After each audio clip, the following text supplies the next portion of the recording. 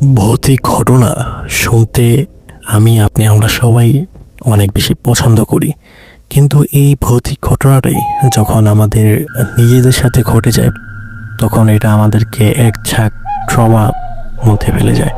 দেখা যায় যে এই ধরনের ভৌতিক ঘটনাগুলো যাদের সাথে ঘটে তারা অনেক সময় মেন্টালি ডিস্টার্ব ফিল করেন, অনেকে বিভিন্ন রকম সাইকোলজিক্যাল প্রবলেম হয় কিংবা অনেকে প্যানিক অ্যাটাকের শিকার হন। এই ভৌতিক ঘটনাগুলো মূলত দেখা যায় যে আমরা যখন শুনি কেউ কেউ বিশ্বাস করি, আবার কেউ কেউ সম্পূর্ণ বানোয়াট বা কাল্পনিক ঘটনা মনে করি, কিন্তু যখন নিজের সাথে ঘটে তখন দেখা যায় যে এর থেকে যন্ত্রণাদায়ক কোনো বিষয় হয় না। হ্যাঁ, ভাগ্যক্রমে কিছু ঘটনা আছে যেগুলোর সাথে সাথেই কেটে যায় বা এটার যে একটা এফেক্ট, আফটার এফেক্ট বলতে পারি, ওইটা থাকে না। কিন্তু অনেক ঘটনা আছে দেখা যায় যে সারা জীবন এটার একটা ট্রমা মতো সৃষ্টি করে দিয়ে যায়। হ্যালো গাইস, সবাইকে স্বাগতম জানাচ্ছি ভয় জগতে পাপারান উইথ রাফি দ্য হরর স্টোরিতে। কণ্ঠে আছে আমি শাহরিয়ার রাফি, এবং এই মুহূর্তে রাত বাজে 11:30, যেই মুহূর্তে আমি আসলে ভিডিওটা বা আমার এই অডিওটা রেকর্ড করছি আমার কম্পিউটারে। এবং সবার কাছে ক্ষমা প্রার্থী এই কারণে যে বিগত 10 থেকে 12 দিন হয়ে গিয়েছে আমরা কোনো প্রকার এপিসোড ছাড়তে পারিনি কিংবা কোনোভাবে জানাতেও পারিনি। আসলে এটার রিজনটা হচ্ছে যে আমি কিছু ব্যক্তিগত কাজের জন্য একটু ঢাকার বাইরে গিয়েছিলাম, এবং আমার যে সেট আপটা ছিল এই সেট আপটা মূলত হচ্ছে আমি এখন আমার বাসায় শিফট করেছি। আমার কম্পিউটার, মাইক্রোফোন, ওভারঅল যা আছে আমার সব কিছু হচ্ছে বাসায় শিফট করেছি লাস্ট 2 থেকে 3 দিন আগে। তো এগুলোর কারণে আরও অনেক বেশি ব্যস্ততা থাকার জন্য কোনো প্রকার এপিসোড রেকর্ড করতে পারিনি, কিন্তু ইনশাল্লাহ আমি আপনাদেরকে কথা দিচ্ছি আমি রেগুলার এখন থেকে প্রতি উইকে চেষ্টা করব 5 থেকে 6টা কিংবা 7 দিনে সপ্তাহে ঘটনা ছাড়ার জন্য। এবং আশা করি আপনিও আই হোপ ঘটনা পাঠাতে পারেন ভয়েসের মাধ্যমে, পাঠাতে পারেন লিখে, এবং ডেসক্রিপশন পিন কমেন্টে দেওয়া থাকবে mail address with WhatsApp number, যেটা আপনার কাছে কমফোর্টেবল মনে হয় সেটাতেই আপনি পাঠিয়ে দেবেন অবশ্যই আপনার ঘটনাটা। এবং আজকে কিন্তু আছে একটা অডিও ক্লিপ, এবং আপনাদের যদি একটু মনে থাকে বা আপনারা যদি একটু রেগুলার শুনেন আমার এপিসোডগুলো, দেখবেন যে কিতাবুল শেখ নামের একজন ভাই আমাদেরকে ঘটনা লিখে পাঠাতেন, বেশ চমৎকার ঘটনাগুলো লিখে পাঠাতেন। তো তিনি অ্যাট দি ফার্স্ট টাইম হচ্ছে যে একটা অ্যাট দি ফার্স্ট টাইম বলি বা ফর দ্য ফার্স্ট টাইম বলি একটা ঘটনা পাঠিয়েছেন অ্যাজ আ অডিও ক্লিপ হিসেবে। তো সেই অডিও ক্লিপটা নিয়েও একটু ব্যস্ত ছিলাম বিকজ অনেক বেশি নয়েজ ছিল। তো ডিরেক্টলি এ ধরনের নয়েজে কোনো ক্লিপ প্লে করা আসলে পসিবল না। তো সেটা এডিট করে নয়েজ রিমুভ করে প্রচার করার জন্য রেডি করতে হয়েছিল। এবং ঘটনা কীভাবে বলেছেন, কি বলেছেন, এটা আমার কাছে এতটা ম্যাটার করে না। আপনারা যে ঘটনা পাঠান এটাই আমার কাছে সব থেকে বেশি মূল্যবান বিষয়বস্তু বলে আমি মনে করি। তো আজকে ঘটনার নামগুলো না হয় নাই বললাম, ডিরেক্ট চলে যায় ঘটনায়। তো আমার মনে হয় শুরুতে যদি কিতাবুল শেখ ভাইয়ের অডিও ক্লিপটা প্লে করে দিই তাহলে অনেক বেশি ভালো হয়, এবং এরপরে আমরা কিছু ঘটনা শুনবো। এবং এইভাবেই চলছে রাফি দ্য হরর স্টোরি। তো চলুন শুরু করা যাক।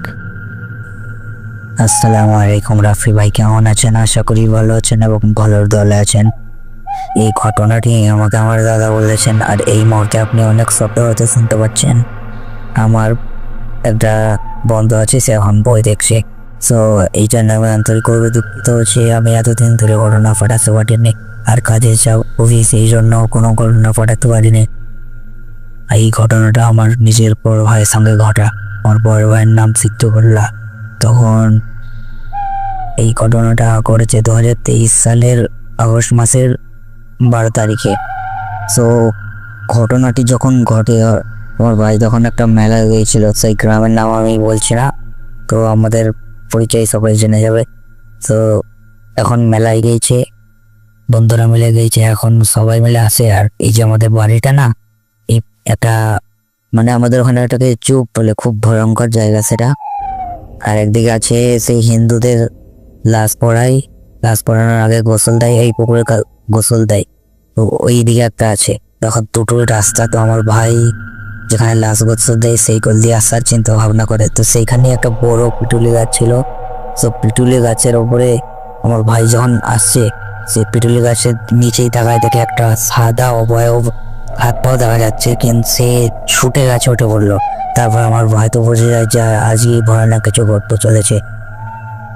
তারপরেই সে একটা বিড়ি ধরায় ও ফুল সাউন্ডে গান বাজাতে বাজাতে চলে আসে, তখন ওই অবয়বটা একবার হাসছে একবার কাঁদছে। তো আর একটা এই ঘটনাটাও ঘটেছে আমার বড় ভাইয়ের সঙ্গে। আমার বড় ভাই তখন টিনের ঘরে থাকতো, তখন এখন সব মাঝরাতে প্রস্রাব করার জন্য বার হয়, তখন সে আমাদের একটা তাল গাছ আছে, সেই তাল গাছের নিচে দেখে একটা সাদা অবয়ব দাঁড়িয়ে আছে। তখন আমার ভাই তো বুঝে যায় যে মানুষ না, তখন সে আমার ভাই খুব ছিল সাহসী। তখন আমার ভাই বলে যে কে ওখানে, কে? আমার ভাই এগিয়ে যায়, আর আমাদের তাল গাছছে না তখন তাল ধরেছিল, টুট করে একটা হয়ে যায়। আমার ভাই মনে করছে ওইদিকে চলে গেছে, ওইদিকে তাকিয়ে আবার এইদিকে তাকিয়ে দেখে কেউ নাই। আর এটাই ছিল আমার ভাইয়ের ঘটনা। আর এখন যে এই দুটো ঘটনা শেয়ার করবো, সেই ঘটনাটা আমার নানির সঙ্গে ঘটা। আর আমাদের বাড়ির ওইখানে একটা পুকুরের মতন হয় না, সরু নদীর মতন, ওইগুলো একটা আছে, লম্বা, অনেক লম্বা, প্রায় 5-6 কিলোমিটার লম্বা। আমার নানি তখন অনেক ছাগল ছিল, তো সেই বিকেলবেলায় এসে ছাগল চড়াতে যেত, আর সন্ধ্যা অব্দি ছাগল চড়াতো।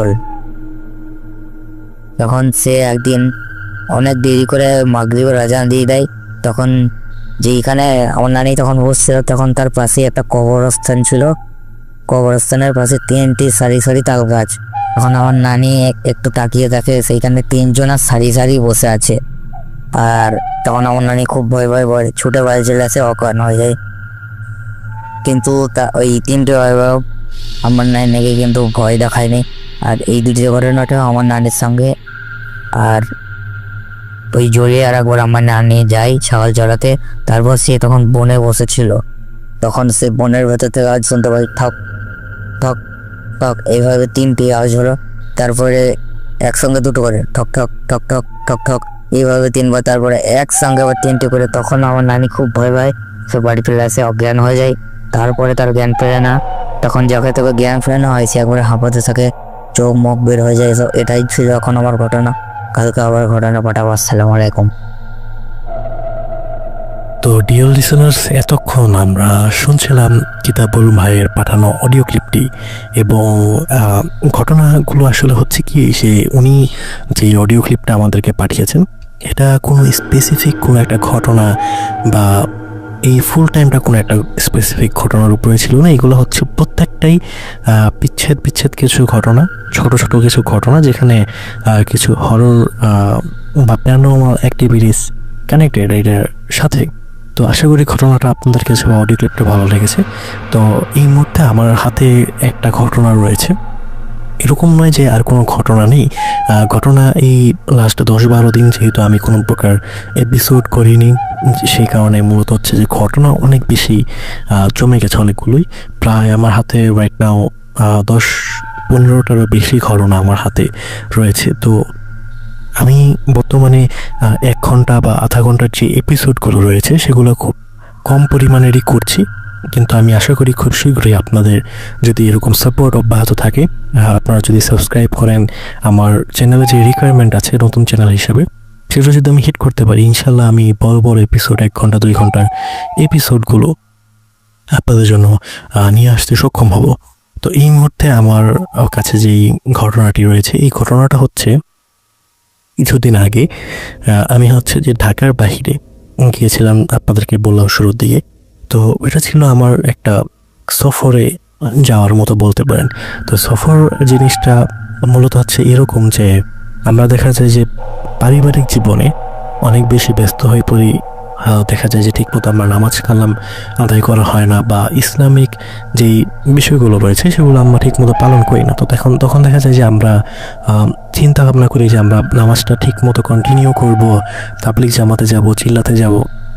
তো সেইটারই একটা পরিপ্রেক্ষিতে সফরে যাওয়া। তো সফরটা মূলত হচ্ছে যে আপনার যদি চিন্তা ভাবনা থাকে, ধরুন ফর এক্সাম্পল আপনি চিটাগাং বা সিলেটে আপনি চিন্তা ভাবনা করতেছেন যে তাবলিগ জামাতে যাবেন বা চিল্লাতে যাবেন, তো দেখা যায় কি সেখানে যদি আপনার পরিচিত কোনো মানুষ থাকে, ঘুরে আসা, সেখানে মসজিদগুলো দেখে আসা, তারপরে দেখা যায় যে আপনার সেখানে মানুষজনের সাথে ভাই যারা রয়েছেন তাদের সাথে পরিচয় হয়ে আসা, তারপরে মসজিদে দেখা যায় যে নামাজের পর দিনই তালিম হয়ে থাকে।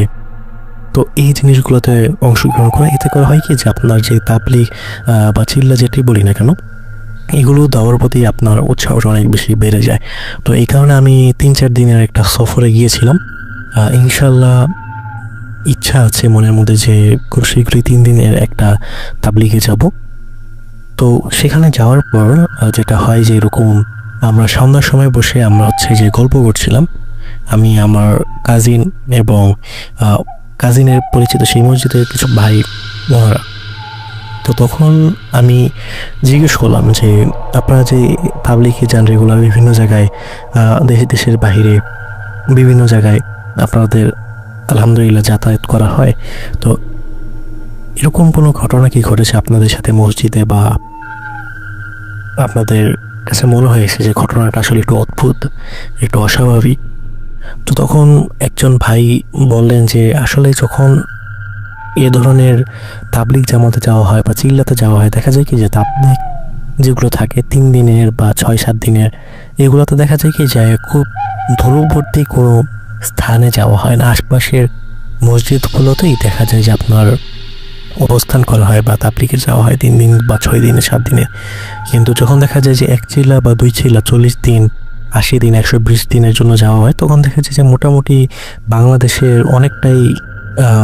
অনেকগুলো জায়গাতেই ঘোরা হয়, যাওয়া হয় মসজিদে। তো তখন একটা ভাই তিনি বললেন যে এ ধরনের ঘটনাগুলো তাদের সাথে রেগুলারই বলা যায় যে ঘটে, এবং এগুলো থাকে কি যে শয়তান বা বলতে পারেন যে আপনার বদ জিন বা পিশাচ বলে থাকি আমরা অনেক সময়। তো এই ধরনের খারাপ এভিল বা স্পিরিটে এই ধরনের হচ্ছে যে আপনাকে ডিস্টার্ব করেন, বা হচ্ছে যে বলতে পারেন আপনাকে পথভ্রষ্ট করার চেষ্টা করে বা ওয়াসওয়াসা দিয়ে থাকে, শয়তানি ওয়াসওয়াসা। তো এগুলাতে দেখা যায় যে হচ্ছে যে কারণ হচ্ছে যে আপনার যাতে আমল, আপনার দিনই যে কাজগুলো, এগুলোতে যাতে এক প্রকার বাধা কায়েম হয়। আর অনেক সময় দেখা যায় কি যে থাকে কিছু জায়গায় সমস্যা।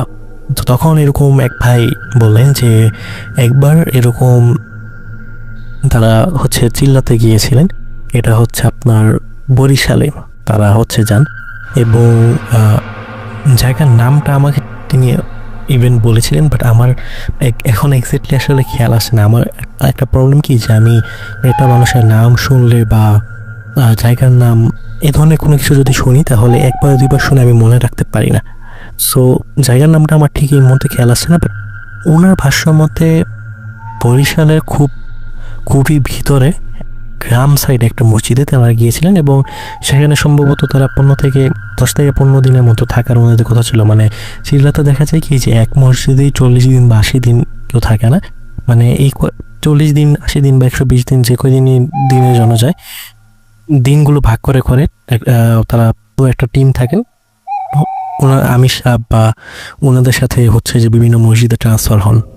তো এরকম একবার তিনি যখন হঠাৎ যে ভাই ওনার কাছ থেকে ঘটনাটা শুনছিলাম, তো এই ভাই এরকম বলছিল যে ওনারা এরকম বরিশালের খুবই ভেতরের দিকে একটা মসজিদে তারা যান, এবং মসজিদটা ছিল এরকম যে আপনার চারোদিকে হচ্ছে যে আপনার ওয়াল ছিল এবং উপরে টিন ছিল, এবং এটা হচ্ছে যে বেশ বড়ই বলতে পারেন জায়গা জুড়ে মাদ্রাসাও ছিল, এবং খুব ভিতরে আশপাশে ঘন গাছপালা জঙ্গল, মানে বাসাবাড়ি বলতে পারেন দূরের কথা। এখানে আপনার মনে করেন মসজিদ থেকে বের হলে 5-10 মিনিট 15 মিনিট হাঁটলেও আপনি ওরকম আহামরি কোনো 2-1টা ছাড়া মুদি দোকান বা জরুরি কোনো দোকানপাট আপনি দেখতে পাবেন না, এবং হচ্ছে যে আপনার আশপাশে মোবাইলের যে নেটওয়ার্ক টাওয়ার এটাও নেই। মানে বাটন ফোনে ওনারা দেখতে পাচ্ছেন যে সিম ঠিক মতো নেটওয়ার্ক শো করছে না, কল দিতে গেলে অনেক মুশকিলের মধ্যে পড়তে হয়।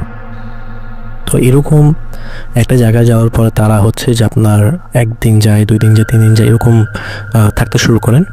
এরপরে যেটা হয় আশপাশটাতে এরকম হচ্ছে যে আপনার কিছু সমস্যা ছিল, এটা মূলত জানতে পারেন কীভাবে, সেই মসজিদের এখানে যে মাদ্রাসা ছিল, সেই মাদ্রাসার হচ্ছে যে আপনার একটা ছেলে স্টুডেন্ট, সে এরকম বলে যে ভাই এরকম রাত্রেবেলা এরকম ফজরের আগে বা রাত্রে খাওয়া দাওয়া করার পরে কেউ বের হয়েন না, বা বের হলেও একা বের হয়েন না, তো একটু আশপাশের সমস্যা আছে।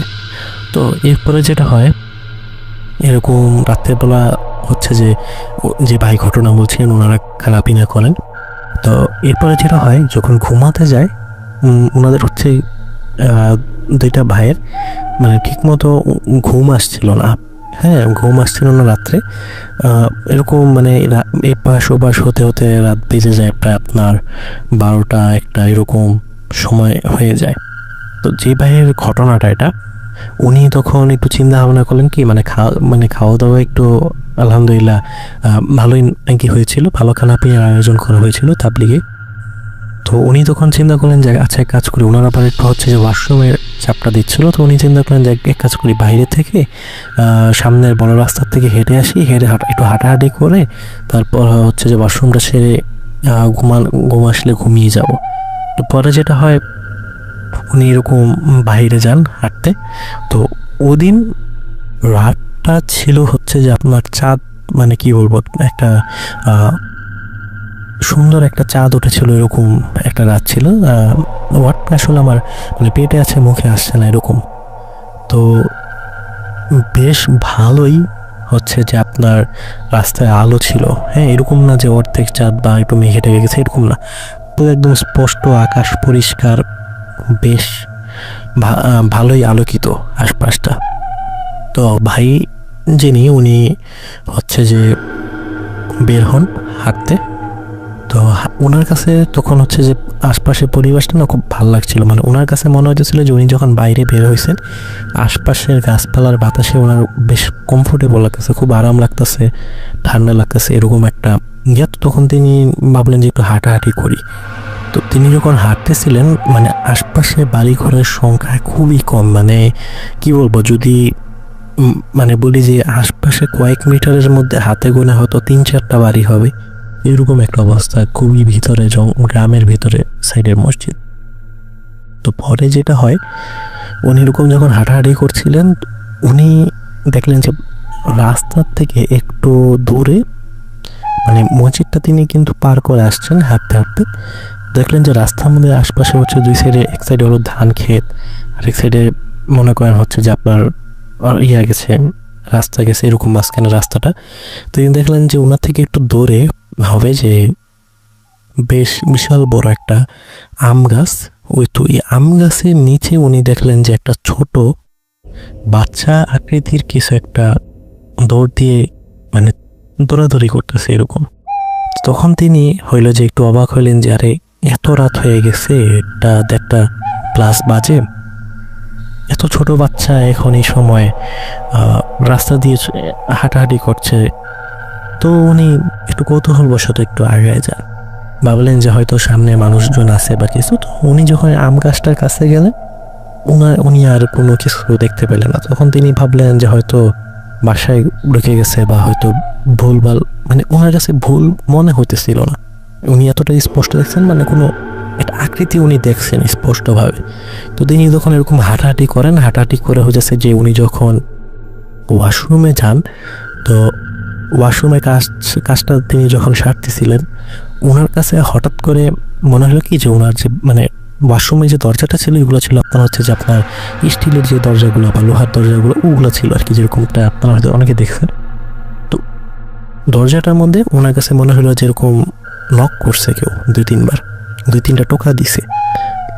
তো উনি তখন ওয়াশরুমের কাজে ব্যস্ত ছিলেন। তো উনি তো আস্তে করে উঠে হচ্ছে যে সিটকানিটা খুলে হালকা করে একটু বাইরে তাকায় দেখে যে না, কিছুই নাই বাহিরে। এরপরে তিনি যখন ওয়াশরুমের কাজটা ছাড়ছিলেন, আবারও এরকম একটু পরে 2-3টা টোকা পরে। তো তিনি ভিতর থেকে জিজ্ঞেস করেন যে কে বাইরে। তো ওই পাশ থেকে কোনো আনসার মানে আসে না ওনার জিজ্ঞাসা করার পরে হচ্ছে যাই হোক ওদিনটার মতো এরকম হয়। তো এরপরে রাত্রেবেলা যেটা হইতো, ওনার সাথে একজন ভাই ছিলেন, ওনাদের সাথে গিয়েছিলেন। তো উনি যখন রাত্রেবেলা ওনার ঘুম আসছিল না, তো তখন তিনি যেটা করেন, এরকম তাহাজ্জুদের নামাজ পড়ার চিন্তা ভাবনা করেন। তো তাহাজ্জুদের নামাজটা পড়ার পর তিনি যখন চিন্তা করলেন যে একটু কোরআন শরীফ পড়া যাক, ওনার কাছে মনে হলো যে উনি যে জায়গাটাতে বসছিলেন তার ঠিক পাশে হচ্ছে জানালা ছিল। ওই জানালাটার মধ্যে মনে হলো যে কে যেন এরকম সেম টোকা দিচ্ছে, বা হচ্ছে যে আপনার উপরে টিন ছিল, টিনের উপরে মনে হইতেছিল কি যে আপনার এরকম ছোট ছোট কোনো পাথর বা সুপারি জাতীয় কোনো কিছু এরকম ফালাইতেছে, এরকম আওয়াজ হইতেছিল। তো এরপরে এরকম প্রবলেম বেশ কয়েকজন এরকম ফেস করেন। এরপরে হচ্ছে যে আপনার তার ঠিক 2-3 দিন পর ওনার সাথের একজন ভাই, উনি হইতেছে যে রাত বাজে তখন 8টা, 8:30 সামথিং বাজে। ওই সময়টাতে তিনি চিন্তা করলেন যে এরকম মানে এশার নামাজের পর ওনার চিন্তা ভাবনা করলেন উনি যে বেশ ক্ষুধা লাগছে, কি করা যায়। তো তখন তিনি এরকম আশার ওই 2-3 জন ভাইকে জিজ্ঞাসা করলেন যে আপনারা কি যাবেন নাকি টাউনের ওদিকে, কারণ যেহেতু খুব গ্রামের ভিতরে আশপাশে দোকানপাট ওরকম হোটেল খাবারের ওরকম কোনো কিছু নাই, গেলে টাউনের দিকে একটু যেতে হবে, মানে টাউন বলতে একটু মেন রাস্তার দিকে যেতে হবে, বাজারের দিকে গেলে হয়তো এখানে অনেক কিছু খাওয়ার পাওয়া যাবে। তো তারা হচ্ছে যে এরকম কেউ ওরকম যেতে রাজি হয় না। তো তখন এই ভাই কী করে, হাঁটা শুরু করে, হেঁটে একটু দূর যাওয়ার পর একটা অটো গাড়ি দেখতে পায়। অটো গাড়ি করে যায় মেন রোড পর্যন্ত। মেন রোড বেশ ভালোই দূর, 15 থেকে 20 মিনিটের মতো লাগে মেন রোড পর্যন্ত যাইতে। তো উনি যাওয়ার পরে হচ্ছে যে ওইখানে গিয়ে উনি হচ্ছে যেরকম নাস্তা টাস্তা করে, একটা হোটেল, একটা না বেশ কয়েকটা হোটেলই পায়, সেখানে হোটেলে নাস্তা পানি করে। তো ওনার আসতে আসতে বেজে যায় প্রায় রাত 10টা, 10:30 সামথিং হয়তো বেজে যায়। তো উনি যখন আসতেছিলেন, আসার সময় তিনি হচ্ছে যে এরকম কয়েকটা অটোকে জিজ্ঞাসা করেন, ঠিকানাটা সম্ভবত বলেন যে এরকম ওই মসজিদের ওইখানে যাব। তো ম্যাক্সিমাম হচ্ছে যে আপনার রিক্সাওয়ালারা বলতেছিলেন যে না ভাই, এত রাত হয়ে গেছে, এত ভিতরের দিকে যাবো না, বাসায় যাওয়ার সময় হয়েছে। তো পরে এরকম উনি কয়েকটা রিক্সা খুঁজতে খুঁজতে লাস্টে একটা রিক্সা পাইছে। ওই রিক্সাটা হইতেছে যে এরকম আপনার মনে করেন মেন রোডটার থেকে আপনার হচ্ছে যে ধরে আগাইলে মিডল পয়েন্টে হচ্ছে যে আপনার একটা রোড পড়ছে, এটা বলতে পারেন যে ওই সাইডটা একটু মফস্বলের মতো। এরপরে ওই রোডটা ধরে ভিতরের দিকে ঢুকলেই হচ্ছে যে আপনার গ্রামটা শুরু। হ্যাঁ, গ্রামের ভিতরের দিকে মনে করেন ঢুকে গেছেন, এরকম একটা অবস্থা। তো উনি যে বলেন যে ওনার হচ্ছে যে ওই মাঝখানে ওই রাস্তা পর্যন্ত ওনাকে হচ্ছে যে নামাই দিতে পারবে, এরপর ওদিকে ওই রোড ধরে সোজা হচ্ছে যে রিক্সাওয়ালা যিনি ভাই, উনি বাসায় চলে যাবেন। তো তখন ওই ভাই চিন্তা করে যে আচ্ছা ঠিক আছে, রাত যেহেতু এত হয়েও গেছে, পুরাটা হাইটা যাওয়াটা একটু কষ্ট হয়ে যায়, আর যদি অর্ধেকও হাইটা যাই তাও ওরকম আহামরি কোনো সমস্যা হবে না। তো তিনি তখন উঠেন, রিক্সাতে উঠেন। যখন তিনি মাঝ রাস্তায় নামার পর উনি হচ্ছে যে হাঁটা শুরু করেন। মাঝ রাস্তায় নামার পর উনি হাঁটা শুরু করেন। উনি যখন হাঁটছিলেন তখন ওনার আশপাশে বেশ ঘন মানে গাছপালা ছিল আর কি, মিক্স এরকম গাছপালা ছিল, এবং এতটাই অন্ধকার মানে কি বলবো আপনার। ওনার সাথে বাটন ফোন ছিল, ও টর্চ লাইট নিয়ে আসে না। বাটন ফোনের যে মানে আলোটা খুব কিন্তু বেশি হয় তা কিন্তু না, তবে মানে যতটুকু আলো ছিল মানে ওনার বাসার মধ্যে যে এতটাই অন্ধকার যে টর্চ লাইট জ্বালাইলেও মানে অন্ধকার কমবে না, এতটাই অন্ধকার। আর লাইটটা জ্বালালে তো কোনো উপায় নাই। আবার ওই দিন চাঁদও ছিল না ওরকম। তো তিনি হাঁটতেছিলেন, হাঁটতে হাঁটতে উনি যখন এরকম জঙ্গলে মানে দুই সাইডে জঙ্গল রাস্তা মাঝখানে হাঁটতেছিলেন, উনি না তখন এরকম পিছন থেকে কয়েকটা ডাক শুনতে পান। ডাকগুলো এরকম যে ওনার নাম ধরেই একটু মাঝ বয়স্ক একজন পুরুষ কণ্ঠে ওনাকে ডাক দিতেছেন। তো তখন তিনি বেশ কয়েকবার ডাক শুনে মানে যখন বেশ কয়েকবার পিছনের দিকে তাকান, ওনার কাছে উনি কিছুই এরকম দেখতে পান না, বাট ওনার নাম ধরে কন্টিনিউয়াসলি পরপর কেউ না কেউ একজন ডাকতেছিল। তখন তিনি এরকম একটু ভয় পাওয়া শুরু করলেন যে এত রাত হয়ে গেছে, পিছনে কেউ নাই, নাম ধরে ডাকতেছে। এবং হাঁটতে হাঁটতে মোটামুটি বেশ কয়েক কদমে উনি হাইটা ফেলাইছেন। এরপরও মনে হয়েছিল যে ঠিক ওনার পিছন থেকেই কেউ একজন ডাকতেছে ওনাকে। এরপর তিনি যখন এরকম মসজিদের রাস্তা ধরে হাঁটতেছিলেন, হঠাৎ করে উনি মানে রাস্তাটা আমার কাছে উনি গুলায় ফেলেন।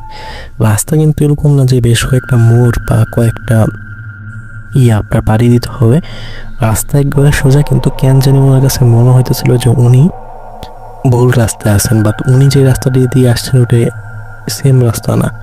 তিনি অনেক এরকম খোঁজাখুঁজি করা শুরু করেন, কিন্তু উনি একটু বুঝতে পারেন যে উনি ঠিক রাস্তায় আসছেন, কিন্তু কেন জানি মনে হয়েছে যে উনি যতটুকু হাঁটছেন মানে প্রায় বলতে পারেন যে 20 মিনিট প্লাস হয়ে গেছে। আমি কিন্তু আপনাদেরকে যে একটু আগে বললাম যে মসজিদ থেকে মোটামুটি অটো রিক্সায় করে গেলে 20 মিনিটের মতো হচ্ছে যে আপনার লাগে। তো এই সময়ের ভিতরে উনি প্রায় 15-20 মিনিট প্লাস অলরেডি হাইটা ফেলাইছেন উনি। এরপরে তিনি যখন রাস্তা খুঁজে পাচ্ছিলেন না এবং বেশ ভালো রাতই হয়ে গেছে, যেহেতু গ্রাম এলাকা, একটু ক্ষমা চেয়ে নিচ্ছি, আমার হচ্ছে যে ঠান্ডার কারণে একটু কাশি আসছে, একটু বলবো যদি আপনাদের কাছে এই জিনিসটা একটু বিরক্ত লাগে জন্য। তো যেটা বলছিলাম আর কি, উনি হচ্ছে যে এরপরে যখন রাস্তা ধরে হাঁটতে থাকেন উনি ওরকম কোনো কিছু খুঁজে পান না। তো হঠাৎ করে রাস্তার মধ্যে উনি হচ্ছে যে দেখেন যে কুচা হয়ে একটা বয়স্ক লোক হাইটা যেতেছে। উনি এরকম ভাবলেন যে জায়গায় একটা লোক তো পাইছি, জিজ্ঞেস করার পর যখন জিজ্ঞেস করলেন যে চাচা এরকম এই মসজিদটা কোন দিকে, তো চাচা কোনো কথা বলো না। তো উনি মনে করলেন যে হয়তো বয়স্ক মানুষ বুঝতে পারে নাই বা শুনে নাই কানে। বেশ কয়েকবারই জিজ্ঞেস করা হয় কিন্তু উনি আর কোনো আনসার দেয় না। তো তখন তিনি মানে এক প্রকার কি বলবো রাগ হয়ে উনি হাঁটাই শুরু করে। উনি বলে যে দেখি রাস্তায় করে পেলাম, এই রাস্তা ধরে হাঁটলে অবশ্যই আসবে। এরপর তিনি যখন হাঁটতেছিলেন দূর থেকে উনি হইতেছে যে একটা ডাব গাছ ছিল রাস্তার সাইডে, গাছটার নিচে মানে উনি দূর থেকে দেখতেছেন যে কিছু একটা এমন ড্রেস পরা, যে ড্রেসের মানে একটা মানুষ কোনো একটা কিছু এমন একটা কোনো কাপড় লাগায় রাখছে, যে কাপড়টা থেকে ওনাকে দূর থেকে একটা লাইটের মতো সামথিং কিছু একটা রিফ্লেক্ট করতেছে, খুবই মানে কি বলবো অ্যাট্রাক্ট করতেছে। তো তখন তিনি না মনের মধ্যে ভাবতে থাকলেন যে এরকম কি হইতে পারে, জিনিসটা কি হইতে পারে। তো তিনি এরকম যত ওই জিনিসটার দিকে আগায় যান ওনার কাছে জিনিসটা খুব অ্যাট্রাক্ট করতেছিল। এরপর যখন তিনি ওই গাছটার কাছে যাওয়ার পর তিনি দেখতে পেলেন যে এটা সাধারণ কোনো একটা জিনিস বা মানুষ না, এর সাইজটা ওনার ভাষ্যের মধ্যে ছিল বিশাল আকৃতির, মানে বিশাল বলতে পারেন গাছের আকৃতির ছিল এরকম। এবং একটা কাপড় পরা ছিল, যে কাপড় থেকে একটা বেশ আলো আসছিল হালকা হালকা। এবং ওইটার কাছে যখন যান তিনি বেশ ভয় পেয়ে যান, এবং ভয় পেয়ে হয় কি ওই জায়গাটাতেই সেন্সলেস হয়ে পড়েন। তো এরপরে পরের দিন সকালবেলা হচ্ছে যে ওনার খোঁজ টোজ না পায়, সকালবেলা এরকম ওনাকে দেখেন যে রাস্তার সাইড দিয়ে হচ্ছে যে আপনার ফজরের পরে তারা যখন বের হয় দেখে যে ওই ভাই অজ্ঞান হয়ে পড়ে আছে, ওনাকে ধরে নিয়ে যায় মসজিদে। তো এরকম আরও বেশ কিছু ঘটনা এরকম ওনাদের সাথে ঘটে। দেখা যেত যে নামাজ পড়তে গেলে বিভিন্ন ঝামেলা হইতো, ডাক শুনতে পেত, তারপর হচ্ছে যে রাত্রেবেলা ঘুমাইতে গেলে বিভিন্ন জিনিস ডিস্টার্ব করতে হবে, কেউ বের হলে এরকম হয়তো। তো এই ঘটনাটা আসলে আপনারা এজ এ নিষিদ্ধ ডাক হিসাবে নেন বা যে হিসাবে নেন, এই ঘটনাটা উনি যখন বলতেছিলেন, তো তখন তিনি লাস্টে একটা কথা বললেন যে আপনি যখন আল্লাহর রাস্তায় বের হবেন, ধরনের সফরে যাবেন বা তাবলিগ জামাতে যাবেন, দেখা যায় যে অনেক সময় থাকে কিছু জায়গা যেগুলো ভালো থাকে না, একটু অশুভ জায়গা হয় বা খারাপ জিনিসের বলতে পারেন যে চলাফেরা থাকে। আবার মাঝে মধ্যে এরকম হয় যে এই জায়গাগুলো মানে দেখা যায় যে মসজিদ আপনি আল্লাহর ঘরে গেছেন, আপনি ইবাদত করতেছেন বা ভালো কাজ করতেছেন, এই জিনিসগুলো দেখা যায় কি বদ বা খারাপ জিনগুলো দেখে বা হচ্ছে যে আপনার শয়তানের বিভিন্ন ওয়াসওয়াসা থাকে, যাতে আপনি ভয় পান, আপনার হচ্ছে ইবাদতের থেকে আপনি যাতে ছিটকে যান। তো এই ধরনের দেখা যায় যে প্ররোচনা থাকে। তো ঘটনাটা আপনাদের কাছে কীরকম লাগছে জানি না, কিন্তু চেষ্টা করেছি যতটুকু যেভাবে হয়। 10-12 দিন হয়ে গেছে কোনো ঘটনা ছাড়তে পারি না। তো ইনশাল্লাহ আবার দেখা হবে কালকে নতুন কোনো একটা।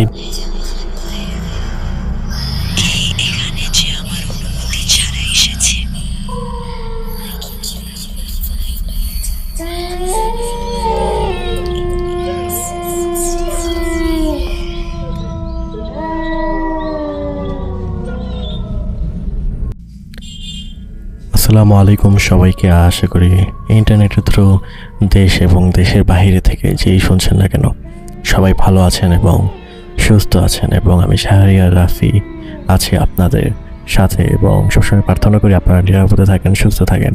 এবং আজকে আমরা শুনতে যাচ্ছি 3টি ঘটনা, এবং এই 3টি ঘটনাতে যাওয়ার আগে গতকালকে কিন্তু শুক্রবার গিয়েছে এবং আজকে হচ্ছে শনিবার এবং 13 তারিখ, এবং শুক্রবারে আসলে ফ্রাইডে স্পেশাল আসেনি। এবং আপনি যদি একটু চ্যানেলে চেকিং করে দেখেন বা প্রতিনিয়ত স্টক করেন আমার ইউটিউব অ্যাকাউন্টটি, তাহলে দেখবেন যে গত শুক্রবারের পর আসলে কোনো এপিসোড আসলে ছাড়া হয়নি পুরো সপ্তাহ জুড়ে। কারণ আপনারা জানেন যে এখন পর্যন্ত যে কটাই ভিডিও 10টা 15টা বা যে কয়টাই ভিডিও সংখ্যা, এগুলো আসলে কিন্তু একদিনে বা এক শুক্রবার করে ছাড়ার কারণে হয়নি। এগুলো আসলে প্রতি শুক্রবারে 2-3টি করে ভিডিও ছাড়ার কারণেই কিন্তু হয়েছে। কিন্তু ব্যস্ততার কারণে, এবং আরও সবথেকে গুরুত্বপূর্ণ যে বিষয়টা, ব্যস্ততা আসলে মেইন ফ্যাক্টর নয়। মেইন ফ্যাক্টরটা হচ্ছে যে আসলে এই চ্যানেলটা নিয়ে আসলে অনেক কিছু ভাবাচ্ছে আমাকে, এবং অনেক কিছুই প্ল্যানিং করছি। যেমন এখনও চ্যানেলটাতে কাঙ্ক্ষিত অডিয়েন্সগুলো ক্যাচ করতে পারছে না। নতুন চ্যানেল হিসেবে কিন্তু যেমন লাস্ট ফ্রাইডে স্পেশাল যে এপিসোডটা ছিল, সেই এপিসোডে কিন্তু বেশ ভালোই একটা রেসপন্স পেয়েছি আপনাদের কাছ থেকে, কিন্তু চাচ্ছি আরও বেশি রেসপন্স, এবং এর জন্য কিন্তু আসলে ঘটনা প্রয়োজন, এটাও ঠিক। যখন আস্তে আস্তে চ্যানেলটি বড় হয়ে যাবে, তখন অনেক ঘটনা আসতে শুরু হবে, তখন অনেক লং এপিসোড এবং রেগুলার এপিসোড ছাড়া সম্ভব হবে। তো আমি এখন থেকে ভাবছি যে প্রতি সপ্তাহে 3টা করে ঘটনা ছাড়বো, অর্থাৎ 3টে এপিসোড রিলিজ হবে, এবং এর পাশাপাশি ফ্রাইডে স্পেশাল তো থাকবে। এছাড়া আমি বিভিন্ন সময় বিভিন্ন ঘটনা লিখি কমিউনিটি ট্যাবে, সেখানে গিয়ে আপনি চাইলে ঘটনা পড়তেও পারেন। কমিউনিটি ট্যাবে গিয়ে কমিউনিটি পোস্টগুলো দেখতে পারেন, চাইলে আপনার কাছে হয়তো ভালো লাগবে। এবং বিভিন্ন ঘটনা আছে যেগুলো আসলে অনেক সময় ছোট ঘটনা হলেও অনেক ভৌতিক উত্তেজনা এবং অভিজ্ঞতা দেয়। তো সেগুলো আসলে চেষ্টা করছি কীভাবে ছাড়া যায় ভেবেছি, অর্থাৎ ডিসিশন নিয়েছি যে শর্টসের মাধ্যমে ছাড়বো, ইউটিউব শর্টসে ছাড়ার চেষ্টা করব সেই ঘটনাগুলো। তো আজকে যে 3টি ঘটনা শুনতে যাচ্ছি, এই 3টি ঘটনা আর দেরি না করে চলে যাই আমাদের আজকে ঘটনাগুলোতে।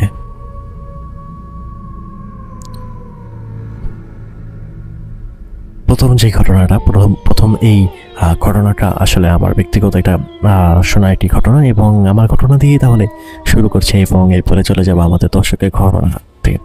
তো কিছুদিন আগে, অর্থাৎ এই বছরে, অর্থাৎ কুরবানি ঈদ চলে যাওয়ার ঠিক কয়েকদিন পরেই মূলত হচ্ছে আমার সম্পর্কে একজন আত্মীয়, তিনি মূলত হচ্ছে তার গ্রামের বাড়িতে তিনি আসেন, এবং আসার পর হচ্ছে যে যেটা হয়, আমি সেখানে যাই আমাদের ফুল ফ্যামিলি সহ। এবং সেখানে পরিবেশটা যদি বলি, এটা মূলত হচ্ছে ঢাকার কেরানীগঞ্জের একদম ভিতরে গ্রাম সাইডে একটা এরিয়া, এবং সেখানে হচ্ছে যে আপনার বেশ নিরিবিলি একটা পরিবেশ। এবং আপনারা সবাই জানেন যারা গ্রামে থাকেন, যে গ্রামের ভিতরে দেখা যায় যে যেগুলো একটু মফস্বল এরিয়া, আশপাশে অনেক বাড়িঘর থাকে, এবং থাকে হচ্ছে বিভিন্ন স্কুল, বিভিন্ন ব্যবসায়িক প্রতিষ্ঠান। এবং আরেকটু টাউন এরিয়াতে যখন আমরা আসি কোনো একটা যানবাহনে করে, তখন দেখা যায় যে আমরা আরও মানুষজনের উপস্থিতি এবং আরও অনেক সুযোগ সুবিধা আমরা আসলে পাই, কিন্তু যেগুলো একটু গ্রামের ভেতরে, অর্থাৎ একটু ভেতর সাইডের দিকে সেখানে দেখা যায় যে হাতে গোনায় অল্প কিছু বাড়ি, অল্প কিছু দোকান, এবং হাতে গোনায় অল্প কিছু মানুষেরই বসবাস। তো ঠিক সেই জায়গাটাতেই, কেরানীগঞ্জে হচ্ছে সেই জায়গাটাতেই হচ্ছে মূলত আমার সেই আত্মীয়ের বাড়ি। তো সেখানে যাওয়ার পরে হচ্ছে যে যেটা হয়, যেহেতু আশপাশটা একটু নিরিবিলি ছিল, সারাদিন বাসায় থাকা ছাড়া আসলে ওরকম কোথাও যাওয়ার নেই। এবং যেটা হয়, বাসায় থাকতে থাকতে পরে যেহেতু লং একটা সময়ের জন্য সেখানে যাওয়া হয়েছিল, লং একটা সময়ের জন্য যাওয়ার পর 2-3 দিন যাওয়ার পর আমার সেখানে আসলে অনেক বোরিং ফিল হতে শুরু হয়। এরপরে যেটা আমি করি সেটা হচ্ছে যে প্রতিদিন যেটা করতাম, সকালে বা দুপুরে বা বিকেলের দিকে আমি একটু হাঁটতে বেরোতাম। তো বলে রাখা ভালো, ওই জায়গাটাতে এর আগেও আমি বেশ কয়েকবার গিয়েছিলাম। তো সেখানে আমার একটা ফেভারিট একটা জায়গা আছে, যেটা কিনা বাসা থেকে একটু সামনেই, বাসার পেছন সাইডটাতে এটার মতো পড়েছে একটা পুকুর পাড়, যেখানে গিয়ে মূলত হচ্ছে আমি একা একা দাঁড়াতাম এবং ফোন স্ক্রল করতাম, একটু হাঁটাহাঁটি করতাম। তো সেখানে মূলত হচ্ছে আমি এর আগে যখন বছরখানেক আগে গিয়েছিলাম, সেখানে মূলত হচ্ছে পুকুরটা হচ্ছে গোলাকৃতি, এবং এর চতুর্দিকে অর্থাৎ রাউন্ডভাবে হচ্ছে যে হাঁটার জায়গা রয়েছে এবং গাছপালা রয়েছে, এবং জায়গাটাতে দেখা যায় যে সন্ধ্যার পরে গেলে আর অনেক বেশি ভালো লাগে। এবং যেহেতু গরমের সিজন চলছিল, কুরবানি ঈদটা গিয়েছে হচ্ছে আপনার গরমের সিজনে, তো বেশ ভালোই লাগছিল সেখানে গিয়ে দাঁড়াতাম। কিন্তু এর আগের বার যখন গিয়েছিলাম সেই পুকুর পাড়ের সাইডটাতে মূলত হচ্ছে কোনো বাড়ি ঘর ছিল না। এরপরে ঈদের সময় যখন যাই, তখন গিয়ে দেখি যে নতুন বাড়ি হয়েছে 2-1টা, এবং বাড়ির যে মানুষজনগুলো ছিল তারা সেখানে ওই সময়টাতে ছিল না। তো আমি প্রথম 2-3 দিন সেখানে হচ্ছে যে আমি যেতাম দুপুরবেলা বা বিকেলবেলা যেতাম, যাওয়ার পরে সেখানে দাঁড়িয়ে থাকতাম, এরপরে চলে আসতাম কিছুক্ষণ হেঁটে। কিন্তু এবার যাওয়ার পর 2-3 দিন পরে দেখলাম যে সেই বাড়ির মানুষজনগুলো চলে আসে। তো আমি যে কারণে আমি সেই বাড়িগুলোর সামনে গিয়ে আর অবস্থান করি না বা দাঁড়াই না, কারণ স্বাভাবিক গ্রামে যে কোনো একটা অপরিচিত মানুষ যদি কোনো একটা বাড়ির সামনে এভাবে হাঁটা চলাফেরা করে তাহলে অনেকের কাছে হয়তো বিষয়টা অকওয়ার্ড লাগতে পারে। তো এরপর আমি যেটা করলাম, ডিসকভার করা শুরু করলাম যে আসলে আরও এরকম কী জায়গা আছে যেখানে গেলে অনেক ভালো লাগতে পারে। তো এরপরে একটু হাঁটতে হাঁটতে হাঁটতে যখন আরও সামনের দিকে গেলাম, সামনের দিকে যাওয়ার পরে একটা রাস্তা পেলাম, যে রাস্তাটা আসলে একটু অদ্ভুত সুন্দর। অদ্ভুত সুন্দর এই কারণে যে রাস্তাটা হচ্ছে একদম সোজা গিয়েছে এবং এর লাস্ট যে কী বলবো, যেখান দিয়ে মনে হচ্ছে যে সামনে যাওয়া যায়, লাস্ট আমি জায়গাটা সম্পর্কে আমি জানি না, কিন্তু যখন রাস্তাটাতে এন্টার করার পর হচ্ছে যে রাস্তাটা খুব বেশি একটা বড় না, ন্যারো আকৃতির, এবং সেই রোডটা দিয়ে মানুষজনের চলাচল বলেন বা গাড়ি যে চলাচল বলেন, রিক্সা যেটাই বলি না কেন, খুবই কম পরিমাণে, এবং আশপাশে হিউজ পরিমাণে গাছপালা, এবং রাস্তাটা ঠিক পাশেই হচ্ছে যে একটা ক্ষেত। এবং এটা আসলে কীরকম ক্ষেত আমি আপনাদেরকে আসলে ঠিক বুঝে ওঠাতে পারছি না। মানে ক্ষেতটা হচ্ছে যে আপনার একটু ডোবা আকৃতির, একটু পানি আছে, একটু গাছপালা দিয়ে ভরা, এবং কিছু অংশ আছে যেখানে হচ্ছে আপনার পাট গাছ লাগানো, বোঝা যাচ্ছে যে এখানে মতো হচ্ছে আপনার পাট চাষ করা হয়। তো আমি সেখানে যাওয়ার পরে আমার কাছে অনেক ভালো লাগে, এবং আমি সেখানে রেগুলার গিয়ে আমি হচ্ছে দাঁড়িয়ে থাকতাম, এবং দাঁড়িয়ে হচ্ছে যে আমি ফোন স্ক্রল করতাম, আশপাশের পরিবেশটা দেখতাম। এবং সব থেকে বেশি ভালো লাগতো যখন সন্ধ্যার পর অর্থাৎ মাগরিবের পর আমি সেখানে যেতাম। মাগরিবের পর একটা জায়গাটা অন্যরকম একটা সৌন্দর্য আমার কাছে অনুভব হতো, খুবই নিরিবিলি পরিবেশ, মানুষজনের কোলাহল তেমন একটা নেই, এবং বেশ ভৌতিক পরিবেশেও বলা যেতে পারে, এবং একা সময় কাটানোর জন্য খুব বেস্ট একটা জায়গা। তো এই যে এতক্ষণ যে আমি আপনাদেরকে জায়গার থিমটা আমি আপনাদেরকে দিলাম, এটা দেওয়ার রিজনটা হচ্ছে যে এখন আমি আপনাদের এই জায়গার মূল একটা কাহিনী সম্পর্কে আমি যাবো। তো ঘটনাটা মূলত হচ্ছে যে আত্মীয়ের বাড়িতে আমি মূলত হচ্ছে উঠেছি। এখানে আত্মীয়ের বাড়িতে ওঠার পর থেকে আমি মূলত হচ্ছে যে জিনিসগুলো নোটিস করতে পাই, মূলত হচ্ছে এরা ওখানে বেশ প্রভাবশালী মানুষজন, এবং যে কারণে আশপাশের যে কজন মানুষজন আছে গ্রামে তাদেরকে বেশ সম্মানের চোখেই দেখে, এবং দেখলে কথাবার্তা বলে খুব রেসপেক্ট করার পাশাপাশি খুব পছন্দও করে। তো আমি যখন সেই বাড়িতে যাই, আশপাশের মানুষজন যে জড়িগুলো আমি বের হতাম, অনেকেই এরকম নোটিস করতে শুরু করে। তো ঠিক এরকমই একদিন আনুমানিক বিকাল 5টা কি 5:30 হবে, প্রায় মাগরিবের সময় ঘনিয়ে এসেছে। ঠিক ওই সময়টাতে আমি হচ্ছে যে সেই জায়গাটাতে দাঁড়িয়েছিলাম এবং ফোন চালাচ্ছিলাম, এবং একটা ছেলে ছিল যে বেশ কয়েকদিন যাবো, অর্থাৎ ওখানে যাওয়ার পর থেকেই যখন আমি হচ্ছে যে বাড়িটাতে উঠেছি সেটা মূলত ওখানে বলা হয়ে থাকে মেম্বার বাড়ি। তো সেই বাড়ি থেকে আমি যখনই বের হতাম, সালাম দিত, কথাবার্তা বলতো, কীরকম আছে জিজ্ঞেস করতো, এবং ঠিক সেরকমটা ওই দিন হয়। তো আমি ওখানে যখন দাঁড়িয়েছিলাম, সেই ছেলেটা যাচ্ছিল, এবং সেই ছেলেটা যাওয়ার সময় আমি তাকে প্রথমে খেয়াল করি না, তো সে আমাকে সালাম দেয় এবং জিজ্ঞেস করে কেমন আছেন ভাইয়া। আমি যখন বলি যে হ্যাঁ আলহামদুলিল্লাহ ভালো আছে, তো তখন আমার একটু মনে হলো যে আমি তার সাথেও কথা বলি, বিকজ সে লাস্ট কয়েকদিন যাবত আমি অবজারভেশন করছি যে সে যখনই আমার সামনে দিয়ে চলাফেরা করে সে আমাকে জিজ্ঞেস করতো। আমিও ভাবলাম তার সাথে একটু কথা বলা যাক। তো আমি তাকে ডাক দিলাম এবং জিজ্ঞেস করলাম যে এরকম তোমাকে ঠিক চিনতে পারলাম না। তো সেই ছেলেটা আমাকে বললো যে আমি আপনাদের এখানে বাড়ির সামনেই থাকি, আমাদের বাড়ি একটা সে দেখিয়ে দিল, এবং এরপর এসে আমাকে বললো যে আপনি মেম্বার বাড়িতে এসেছেন না। আমি তখন বললাম যে হ্যাঁ এখানে আমি ঘুরতে এসেছি, উনি আমার সম্পর্কে ভালো হন। তো তখন আমি তাকে জিজ্ঞেস করলাম যে এই জায়গাটা খুব ভালোই, আমি এখানে আসার পর থেকে আসলে যেহেতু আশপাশে ওরকম ঘোরার কোনো জায়গা নেই, তাই আমি হচ্ছে যে প্রথমে সেই পুকুর পাড়টাতে যেতাম এবং সেখানে গিয়ে হচ্ছে বসে থাকতাম, ফোন চালাতাম, যেহেতু সারাদিন বাসায় থাকতে ভালো লাগে না। কিন্তু এরপরে দেখলাম যে এবার পুকুর পাড়ে এসে দেখি যে সেখানে বাড়ি হয়ে গেছে পাশে, যে কারণে এই রোডটাতে আসা। এবং এই রোডটাতে আমি এর আগেও 2-3 বার এসেছি, কিন্তু আসার পরে কখনো মানে এই জায়গাটাতে আসা হয়নি। তো এবার এই প্রথম আমি এখানে হেঁটে আসি। তো এর পরক্ষণে ছেলেটি আমাকে বলে যে ভাই এখানে আসেন ঠিক আছে, কিন্তু সন্ধ্যার পরে এই জায়গাটাতে মানে এই রোডটাতে না আসাটাই ভালো। তখন আমি তাকে জিজ্ঞেস করলাম যে কেন, কোনো সমস্যা হয় এখানে? যেমন গ্রামের যে ভিতর সাইডগুলোতে চোর ছিনতাইকারী এ ধরনের উপদ্রব অনেক থাকে। তো তখন আমাকে সে বললো যে এখানে একটা 1-1.5 বছর আগে একটা ঘটনা ঘটেছিল, এরপর থেকে এই রাস্তাটাতে মানুষজন একটু কম চলাচল করে। তখন আমি তাকে জিজ্ঞেস করলাম যে আসলে কী ঘটনা ঘটেছিল। তো তখন সে আমাকে বলে যে এরকম এই রাস্তাটাতে আগে একটু তুলনামূলক মানুষজন বেশি চলাফেরা করতো, বিশেষ করে মাগরিবের পরে, সন্ধ্যার পরে, রাত্রেবেলা এই সময়গুলো দিয়েও মানুষ মোটামুটি যাতায়াত করতো। কিন্তু 1.5 বছর আগে যেটা হয়, এদিকে পাশের গ্রামেরই একটা ছেলে, সেই ছেলেটাকে যেটা করা হয়, বিভিন্ন হচ্ছে আপনার পারিবারিক কোলাহলে, মানে কি বলবো বিষয়টা, ওয়ার্ডটা আমি এভাবে এক্সপ্লেন করতে পারি যে পারিবারিক দ্বন্দ্বের জেরে সেই ছেলেটাকে ওখানে হচ্ছে যে আপনার মারা হয়, এবং ছেলেটার বয়স ছিল 23-24 সামথিং। এবং সেই ছেলেটাকে মারার পরে এই যে সে আমাকে আঙুল দিয়ে হাত দিয়ে দেখিয়ে দিল যে এখানে যে পাট ক্ষেতটা দেখতে পাচ্ছেন, এই ক্ষেতের ভিতরে তাকে ফেলে রাখা হয়। তো প্রথম 2-1 দিন মানুষজন বুঝতে পারে না, প্রথম দিন মানুষ ওরকমভাবে বুঝতে পারে না, যেহেতু তার লাশটা পাট ক্ষেতের ভিতরে ঢুকিয়ে রাখা হয়েছিল। কিন্তু যেহেতু এখানে একটু পানি ডোবা টাইপের, তো 2-1 দিনের মধ্যে লাশটা ভয়ানক আকৃতিতে পচে যায় এবং বেশ দুর্গন্ধ বের হতে থাকে। এবং এই দুর্গন্ধটা মানে আসলে স্বাভাবিক লেভেলে ছিল না সেই ছেলেটার ভাষ্যের মতে। এবং যখন অনেক বেশি দুর্গন্ধ হয় এবং আশপাশেই কোনো একজন কৃষক সে যখন নোটিস করে যে আসলে পাট ক্ষেতের ভিতরে কিছু একটা বড় বস্তাবন্দি কিছু একটা দেখা যাচ্ছে, আশপাশে 2-1 জন মানুষকে ডাকা হয়।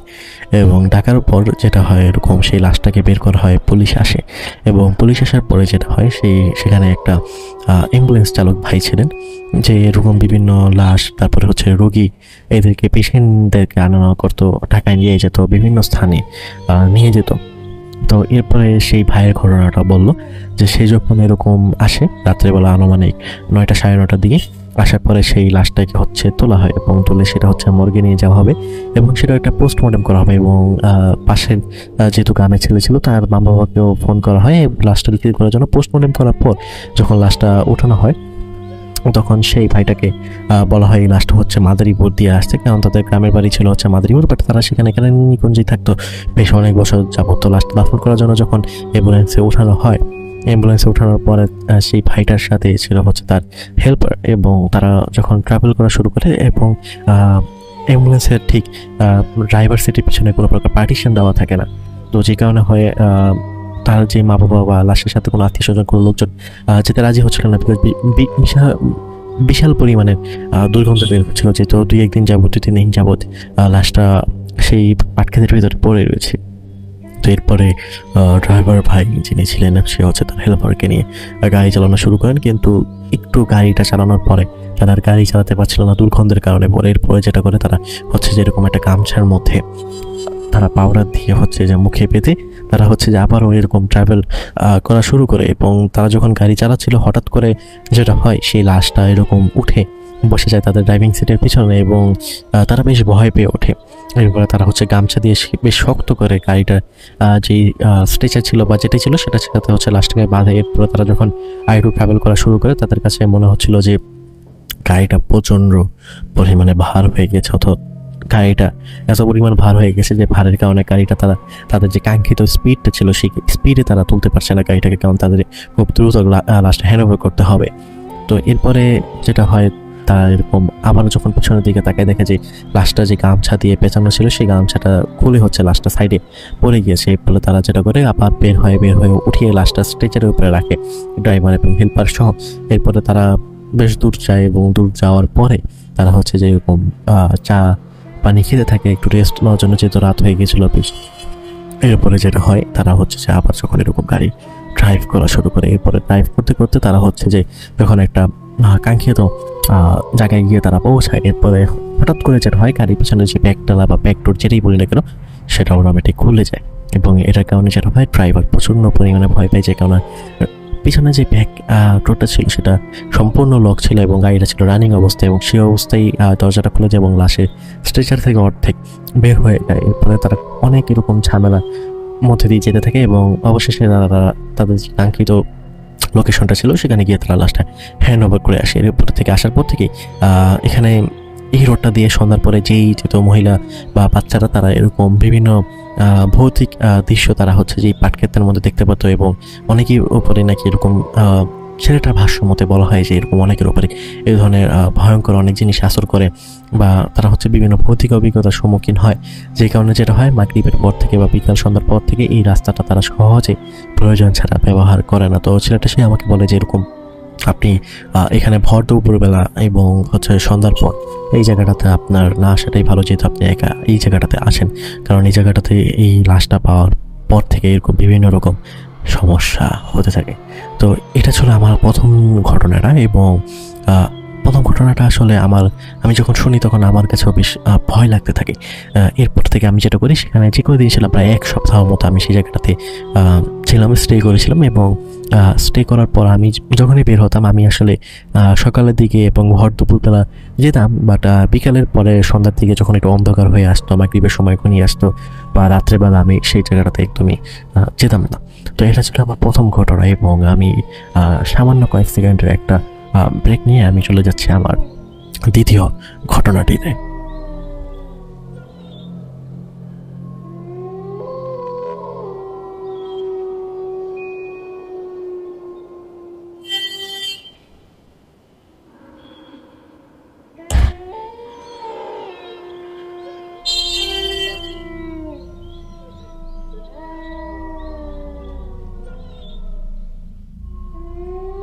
ওয়েলকাম ব্যাক আবার সবাইকে। এখন চলে যাচ্ছি হচ্ছে তৃতীয় ঘটনাতে, এবং এই তৃতীয় ঘটনাটি আমাকে হোয়াটসঅ্যাপের মাধ্যমে পাঠানো হয়েছে। আপনারা যদি একটু ব্যাক ভিডিওগুলো আপনারা যদি একটু চেকিং করে থাকেন, দেখবেন যে সেখানে হচ্ছে যে আপনার কিতাবুল নামের একটি ছেলে বা একজন লোক রেগুলার ঘটনা আমাকে পাঠাচ্ছিলেন, এবং তিনিও যেটা করেন এরকম বেশ কয়েকটা ঘটনা আমাকে পাঠিয়ে রেখেছেন। কিন্তু যেটা বললাম আসলে গত সপ্তাহে সময়ের কারণে, এবং যেহেতু চ্যানেল নিয়ে অনেক কিছু প্ল্যান করা হচ্ছে, এবং এই চ্যানেলটাকে আরও প্রফেশনালি এরকম বড় পর্যায়ে আমরা ভাবছি যে এই বিভিন্ন যে আমাদের ভিডিওগুলো রয়েছে সেই ভিডিওগুলো সম্প্রচার করবো। এবং আরেকটা জিনিস সেটা নোটিসেবল, সেটা হচ্ছে অনেকে অডিও শুনতে পছন্দ করেন। তো ওয়াইটি মিউজিক অ্যাপে আপনারা হচ্ছে যে এখন আমাদের যে স্টোরিগুলো রয়েছে বা ভিডিওগুলো রয়েছে এগুলো অ্যাভেলেবল নয়, বা সার্চ করলে সার্চেবল দেখাচ্ছে না।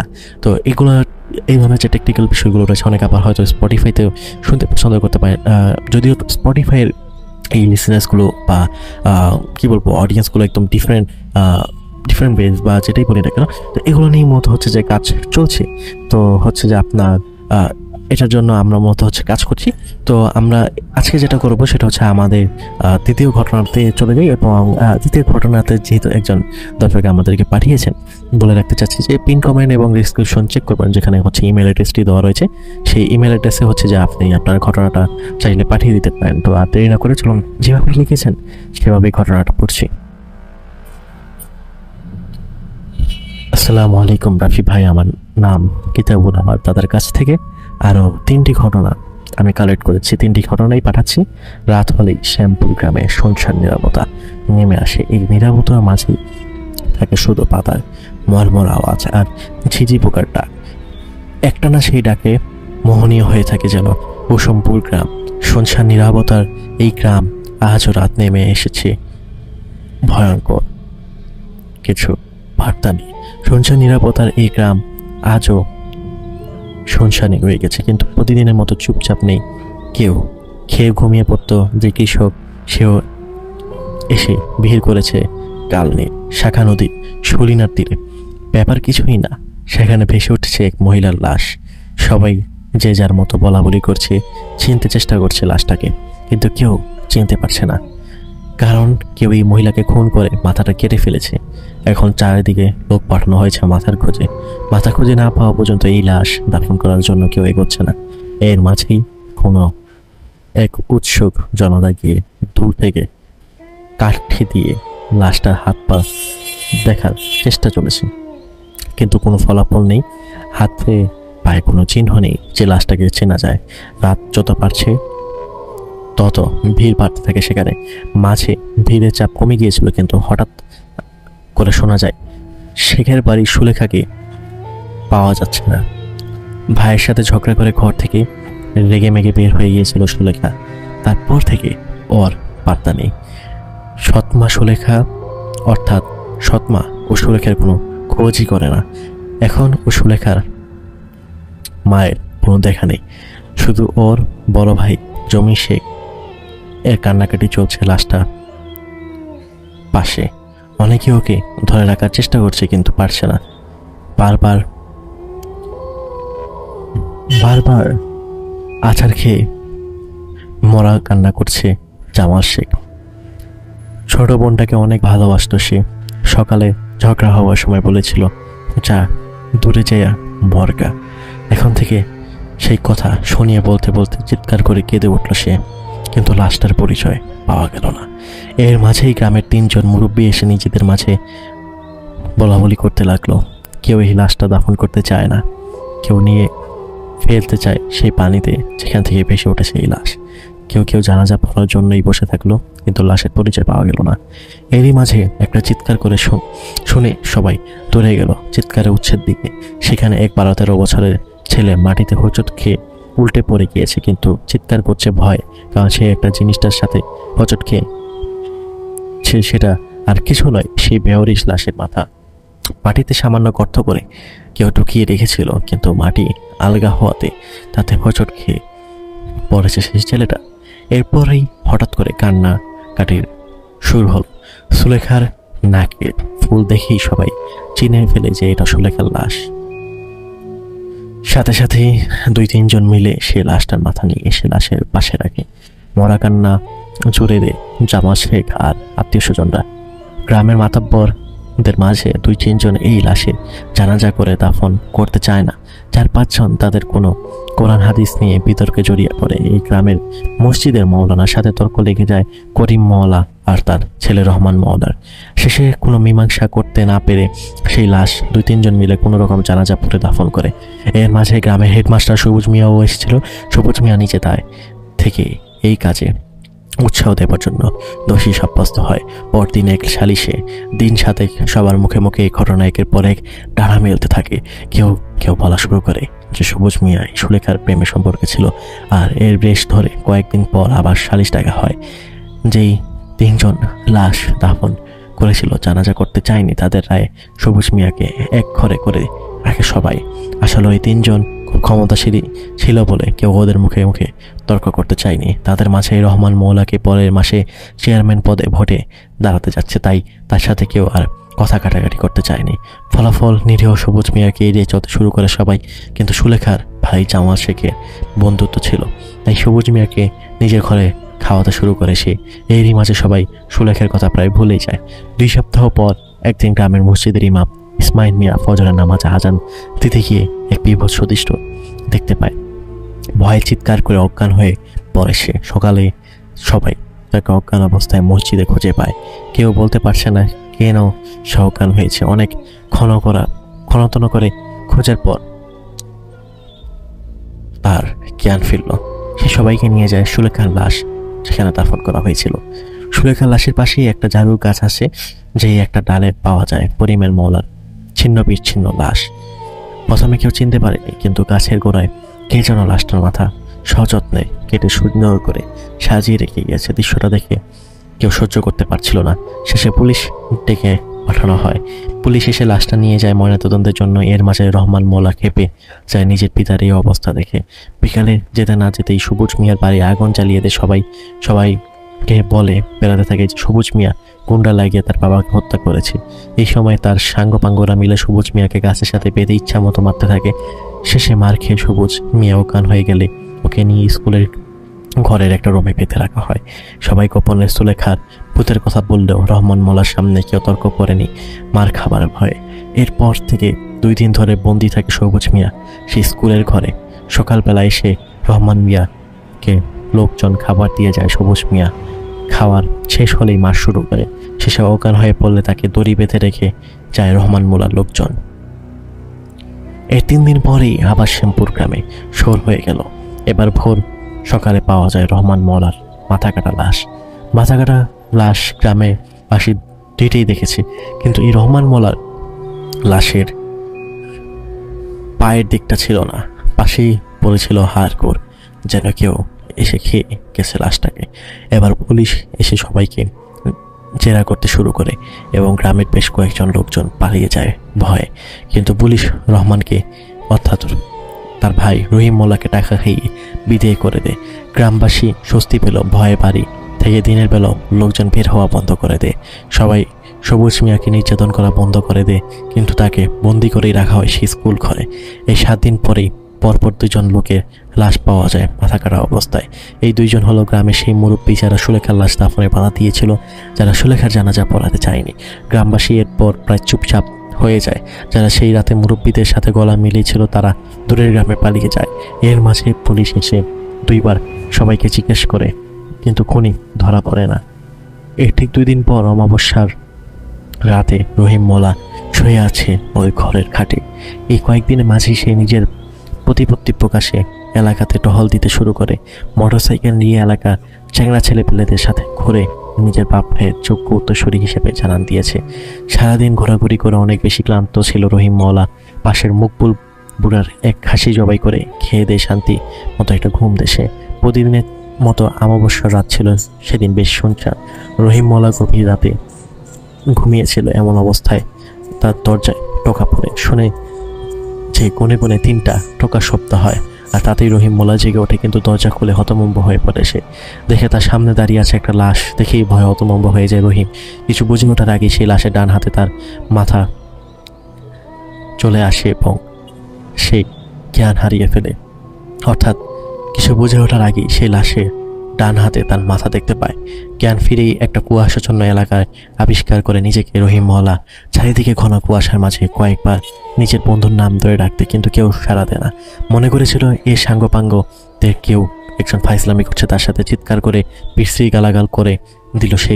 কিন্তু এরপর চারদিক থেকে 4টা কাফনে জড়ানো লাশের অস্তিত্ব অনুভব করে সে, এবং একটু পরেই চারদিকে থেকে বেতের বাড়ি শুরু হয়। প্রচণ্ড সে কুয়াশা চলো রাতে মার খেয়ে অজ্ঞান হয়ে যায় রহিম মোল্লা। এমন সময় মার থেমে যায়। আস্তে আস্তে উঠে বসে সে সামনের দিকে তার দৃষ্টি গিয়ে থেমে যায়। অবাক হয়ে তাকিয়ে থাকে রহিম, কারণ তার সামনে বসে আছে সুলেখা। দেখেই ভয়ে চিৎকার করতে করতে ভুলে যায় সে। এমন সময় সুলেখা বলে ওঠে, কি রে, আমারে চিনতে পারছস? আমি সুলেখা। এই যে দেখ আমার মাথা এখনো কাট।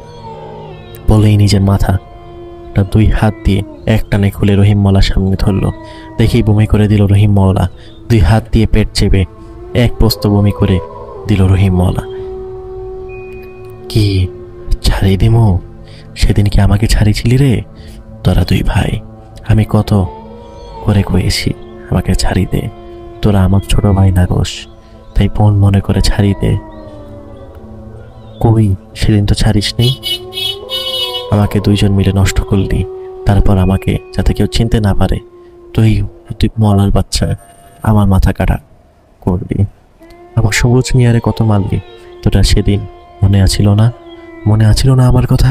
বলেই নিজের মাথাটা আবার নিজেই ধরে জোড়া লাগালো সুলেখা। এবার কেঁদেই ফেলল রহিম মোল্লা। বলল, আফা ভুল হয়ে গেছে আফা, তুমি আমার এবার মতো ক্ষমা করে দাও। আমি কইতেছি আমি আর এই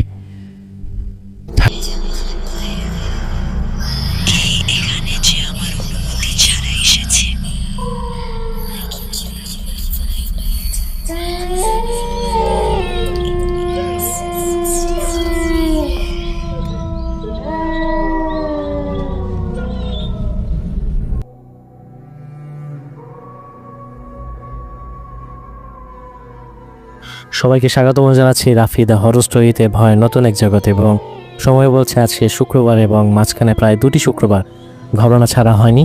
এবং চ্যানেল ক্রিয়েট করার পরে আমি ফার্স্ট যে ফ্রাইডেতে, সেই ফ্রাইডে স্পেশাল ছেড়েছিলাম এবং সেটা অনেকেই পছন্দ করেছেন। এবং মাঝখানে 2টি সপ্তাহ ঠিকমতো ঘটনা না পাওয়ার কারণে ফ্রাইডে স্পেশালটি আর করা হয়নি। এবং আজকেও ভেবেছিলাম যে স্পেশাল কিছু করব, কিন্তু সেটাও সম্ভব হয়নি ঘটনার অভাবে। এবং আমাদের হাতের গোনায় 2-1জন লিসেনার্স ছাড়া এরকম কেউ ঘটনা পাঠায়নি। ভেবেছিলাম যে ইমেল প্লাস অডিও স্টোরি নিয়ে মূলত ক্রিয়েট করবো একটা এপিসোড, বাট সেটা সম্ভব হলো না। তবে চেষ্টা করবো যতটুকু সম্ভব আপনাদের যে ভৌতিক অভিজ্ঞতা, সেটা যে পরিপূর্ণতা, সেটা যাতে কোনোভাবেই কী বলবো কম যাতে না হয়, পুরোপুরিভাবে যাতে আপনাদের ভৌতিক অভিজ্ঞতাটা দিতে পারি বাস্তবসম্মত ঘটনার মাধ্যমে। এবং ঠিক এরকমই বাস্তবসম্মত ঘটনা নিয়ে প্রতিনিয়ত আমি সারিয়া রাফি আছি আপনাদের সাথে। এবং আপনিও যদি ঘটনা পাঠাতে চান, ডিসক্রিপশনটা কাইন্ডলি চেক করবেন এবং চেক করতে পারেন আমার পিন কমেন্টটি। সেখানে হচ্ছে যে হোয়াটসঅ্যাপ অ্যান্ড ইমেল দেওয়া থাকবে, এবং সেখানে আপনি আপনার ঘটনা পাঠিয়ে দিতে পারেন নির্দ্বিধায়। আপনি চাইলে ভয়েস পাঠিয়ে দিতে পারেন, আপনি চাইলে ইমেলও পাঠিয়ে দিতে পারেন। ব্যক্তিগতভাবে আপনার উপরে নির্ভর করে, যেরকমটা নির্ভর করে বিশ্বাস না করা আপনার উপরে। তাই চলুন আর দেরি না করে আজকে চলে যাব ঘটনাতে। এবং 2টি ঘটনা রয়েছে, 2টি ঘটনাই আজকে আমরা তাহলে শুনতে যাচ্ছি। তো আর দেরি না করে চলুন চলে যাচ্ছি ঘটনাতে। আচ্ছা, প্রথম ঘটনাটি যিনি পাঠিয়েছেন মেলের মাধ্যমে, ইমরান আলী 76 এই মেইল অ্যাড্রেস থেকে তিনি ঘটনাটি পাঠিয়েছেন। চলুন তাহলে শুনে নিই ঘটনাটা। আসসালামু আলাইকুম, আশা করি ভালো আছেন এবং সুস্থ আছেন। আমি ইমরান আলী লিখছি আপনাকে কিশোরগঞ্জ জেলা থেকে।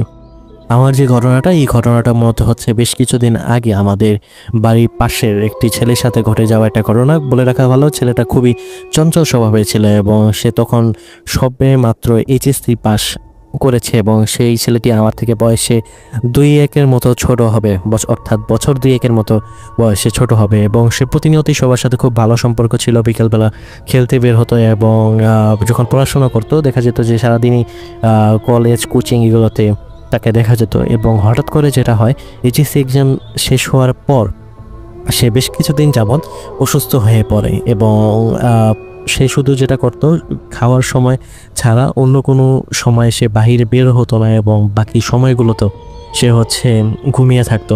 এবং আরেকটা জিনিস সেটা হচ্ছে তার শরীরের কথা যদি বলি, সে স্বাস্থ্যগতভাবে মোটামুটি হেলদি ছিল, কিন্তু হঠাৎ করে যেটা হয় তার শরীর কোনো কারণ ছাড়াই, না কোনো সে ব্যায়াম করতো না খাওয়া দাওয়া কোনো রকম কম্প্রোমাইজ করতো, অটোমেটিক তার শরীর যেটা হয় চিকন হয়ে যেতে শুরু করে। এবং শুরুর দিকে ফ্যামিলি মানুষজন এই জিনিসটাকে খুব বেশি একটা ভালোভাবে খেয়াল করে না, কিন্তু আস্তে আস্তে সে যখন শুকিয়ে যেতে শুরু করে তখন বাসার সবাই খুব চিন্তিত হয়ে যায় এবং সে ঘর থেকে বের হতো না। এবং কিছুদিন পর তার যে সমস্যাটি শুরু হয় সেটি হচ্ছে যে সে এরকম বাসায় একা থাকতে ভয় পেত এবং এরপরে যেটা হতো সে হচ্ছে যে প্রায় এরকম রাতেবেলা আচমকা ঘুমের মধ্যে আতঙ্কিত হয়ে উঠত। মনে হতো যে কেউ হয়তো তাকে ভয়ঙ্কর কোনো স্বপ্ন দেখিয়েছে। এরপরে সে যখন বাহিরে সন্ধ্যার সময় বের হতো তার কাছে মনে হতো যে কেউ তাকে একজন ডাকছে বা ভয় দেখানোর চেষ্টা করছে। এরপরে সে যখন আস্তে আস্তে চিকন হয়ে যেতে শুরু করে, ডাক্তারের কাছে নিয়ে যাওয়া হয়। ডাক্তারের বিভিন্ন রকম ওষুধ লিখে দেন এবং কিছু টেস্ট দেন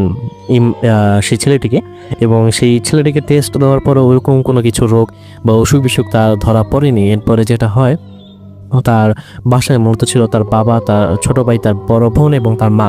হঠাৎ করে যেটা হয়, তার বোনও এরকম রাত্রেবেলা হঠাৎ করে বিভিন্ন রকম ভৌতিক অনেক কিছু দেখতে পেত, যেগুলো দেখে হচ্ছে ভয় পেয়ে উঠতো। এবং মাঝে মধ্যে মনে হতো যে যেহেতু গ্রামের বাড়ি, আপনারা অনেকে হয়তো জানেন যে অনেক গ্রাম দেশে বাড়ির বাহিরে হচ্ছে আপনার ওয়াশরুম এবং হচ্ছে যে আপনার কিচেনটা থাকে।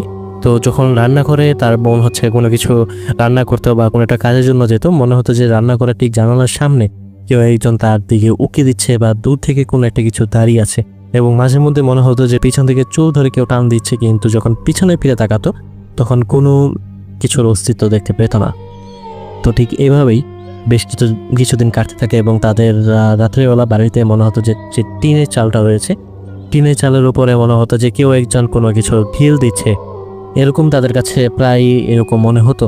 এরপরে যেটা হয়, এরকম তার মাও এই সেম সমস্যাতে আক্রান্ত হন। তিনি অর্থাৎ তার মা যখন একদিন রাত্রেবেলা ওয়াশরুমে যান, তখন তাদের বাড়ির ভেতরে একটা ডাব গাছ ছিল। ডাব গাছে ঠিক সমান একটা লম্বা কালো কাপড় পরা বেশ লম্বা আকৃতির একটি জিন বলতে পারেন কিংবা অশরীরী যেটাই বলেন না কেন, একটা জিনিস দেখতে পান এবং প্রচুর পরিমাণে ভয় পেয়ে চিৎকার দিয়ে সেন্সলেস হয়ে যান। এবং যখন বাড়ির সবাই রুম থেকে বের হয়, দেখেন যে তার অর্থাৎ ওনাদের মা মতো বাড়ির যে মেঝে অর্থাৎ আন্টি মেঝে থেকে অজ্ঞান হয়ে অচেতন অবস্থায় পড়ে রয়েছে এবং প্রায় 2 দিন পর্যন্ত কোনো প্রকার তার জ্ঞান আসেনি। এরপরে যখন পরিস্থিতি অনেক বেশি ভয়ঙ্কর হতে থাকে, তখন যেটা করেন, ওনার আব্বা হচ্ছে গ্রামের একজন বড় পীর ছিলেন। ওনার কাছে গিয়ে সব ঘটনা খুলে বলেন এবং তিনি বলেন যে একদিন সময় করে আসরের নামাজের পর আসবেন। এরপরে যেটা হয়, আসরের নামাজের পর সেই বড় পীর সাহেব আসেন এবং তিনি ওনার কিছু দোয়া কালাম পড়েন, কিছু রিচুয়াল পারফর্ম করার পরে তিনি যেটা বুঝতে পারেন সেটা হচ্ছে যে ওনার যে ছেলে ছিল, ওনার ছেলে হচ্ছে যে কোনো একটা সমস্যা পাকিয়েছে। সমস্যাটা মূলত উনি যেটা বলে দেন যে ওনার যে ছেলে ছিল, উনি অর্থাৎ যে ছেলেটা বেশ কয়েকদিন যাবত অসুস্থ, সে যেটা করে সন্ধ্যার সময় এরকম যখন সে বাহিরে খেলতে গিয়েছিল, এরকম মাঠের মধ্যে একটা সাপকে হচ্ছে যে এরকম লাঠি বা কিছু একটা দিয়ে পিটিয়ে হচ্ছে আপনার হত্যা করে। তো সেই সাপটা মূলত ছিল হচ্ছে যে একটা জিনের বাচ্চা ছিল। তো এই কারণে সেই জিনটা মূলত হচ্ছে পেছনে পড়েছে। তো এরপরে যেটা হয়, সেই হুজুর বলেন যে আচ্ছা ঠিক আছে, আমি একদিন সময় করে এসে রুকিয়া করে দেবো, তাহলে ইনশাআল্লাহ সব কিছু ঠিক হয়ে যাবে। এরপরে যেটা হয়, হুজুর একদিন সন্ধ্যার সময় আসেন, এসে রুকিয়া করেন, কিন্তু যেটা সমস্যা হয়ে গিয়েছিল ততদিনে সেটা হচ্ছে যে সেই জিনটা শুধুমাত্র সেই ছেলেটার উপরে নয়, বরং তার মা এবং তার যে বোন ছিল, দুজনের উপরেই আক্রমণ করে বসেছিল। এবং তারা মূলত হচ্ছে চাচ্ছিল যে যেভাবেই হোক তাদেরকে একটা বড় রকমের ক্ষতি করে দেওয়ার জন্য। এরপরে যেটা হয়, জিন যখন রুকিয়া করার, জিনকে তাড়ানোর জন্য যে যখন রুকিয়াটা করা স্টার্ট করা হয়, তখন যেটা হচ্ছে, মনে হচ্ছিল যে বাহিরে প্রচুর পরিমাণে ঝড় বৃষ্টি হচ্ছে এবং বাসার ভেতরে প্রচুর পরিমাণে টিনের চালে এরকম আওয়াজ শোনা যায়। তো এরপরে যেটা হয়, এরকম সেই জিনটা উপস্থিত হয় এবং উপস্থিত হওয়ার পর সেই জিনটিকে জিজ্ঞেস করা হয় যে আসলে সেই জিনটি আসলে কী চায়। তখন তারা বলে যে এরকম, সেই জিনটি বলে খুব ভারী কণ্ঠে যে এই বংশ নির্বংশ করে দেওয়া হবে, কারণ সে তার একমাত্র ছেলেকে হত্যা করেছে। তখন হুজুর বলে যে আসলে এখানে তারও ওইরকম কোনো দোষ আসলে ছিল না, কারণ সেই জিনটা একটা সাপের আকৃতি নিয়ে এসেছিল এবং সে একটা সাধারণ একটা সাপ মনে করে মতো সেটাকে হচ্ছে যে আঘাত করে। তো এরপরে জিনটা যেতে চায় না। এরপরে যখন রুকিয়ার মাধ্যমে অনেক বেশি প্রেশার ক্রিয়েট করা হয়, তখন গিয়ে সেই জিনটা যেতে রাজি হয় এবং বলে যে এরকম তুই যখন চলে যাবি, এটার প্রমাণস্বরূপ বাইরে যে গাছ আছে, গাছের একটা ডাল ভেঙে নিচে ফেলে দিয়ে যাবে। এবং লিসেনার্স, আপনারা হয়তো এরকম ঘটনা প্রায়ই শুনেছেন যে জিন যখন জিনকে তাড়াতে আসেন কোনো হুজুর বা রাখি, তখন বলা হয় যে এরকম প্রমাণস্বরূপ কিছু একটা রেখে যাওয়ার জন্য। তো সেম এরকমটাই হয়, জিনটা এরকম বাহিরের যে গাছ ছিল, গাছের একটা ডাল ভেঙে রেখে চলে যায়। এবং এরপরে যেটা হয়, তাদেরকে বেশ কঠিনভাবে হচ্ছে এরকম বিভিন্ন আমলের মাধ্যমে এবং শরীর বন্ধ করার মাধ্যমে বেশ কিছুদিন রাখা হয়। এবং এরপরে আস্তে আস্তে যেটা হয়, ঘটনাটা মতো ওইরকম আর কোনো সমস্যা করেনি। মাঝে মধ্যে তার মা বিভিন্নভাবে হচ্ছে ভয় পেত, বাট এরকম সিরিয়াসভাবে কোনো সমস্যা ক্রিয়েট আর করেনি। তো এই ছিল ফার্স্ট ঘটনা, এবং আমরা চলে যাব সেকেন্ড ঘটনায় আর দেরি না করে। তো গাইস, চলুন আমরা চলে যাচ্ছি সেকেন্ড ঘটনাটিতে।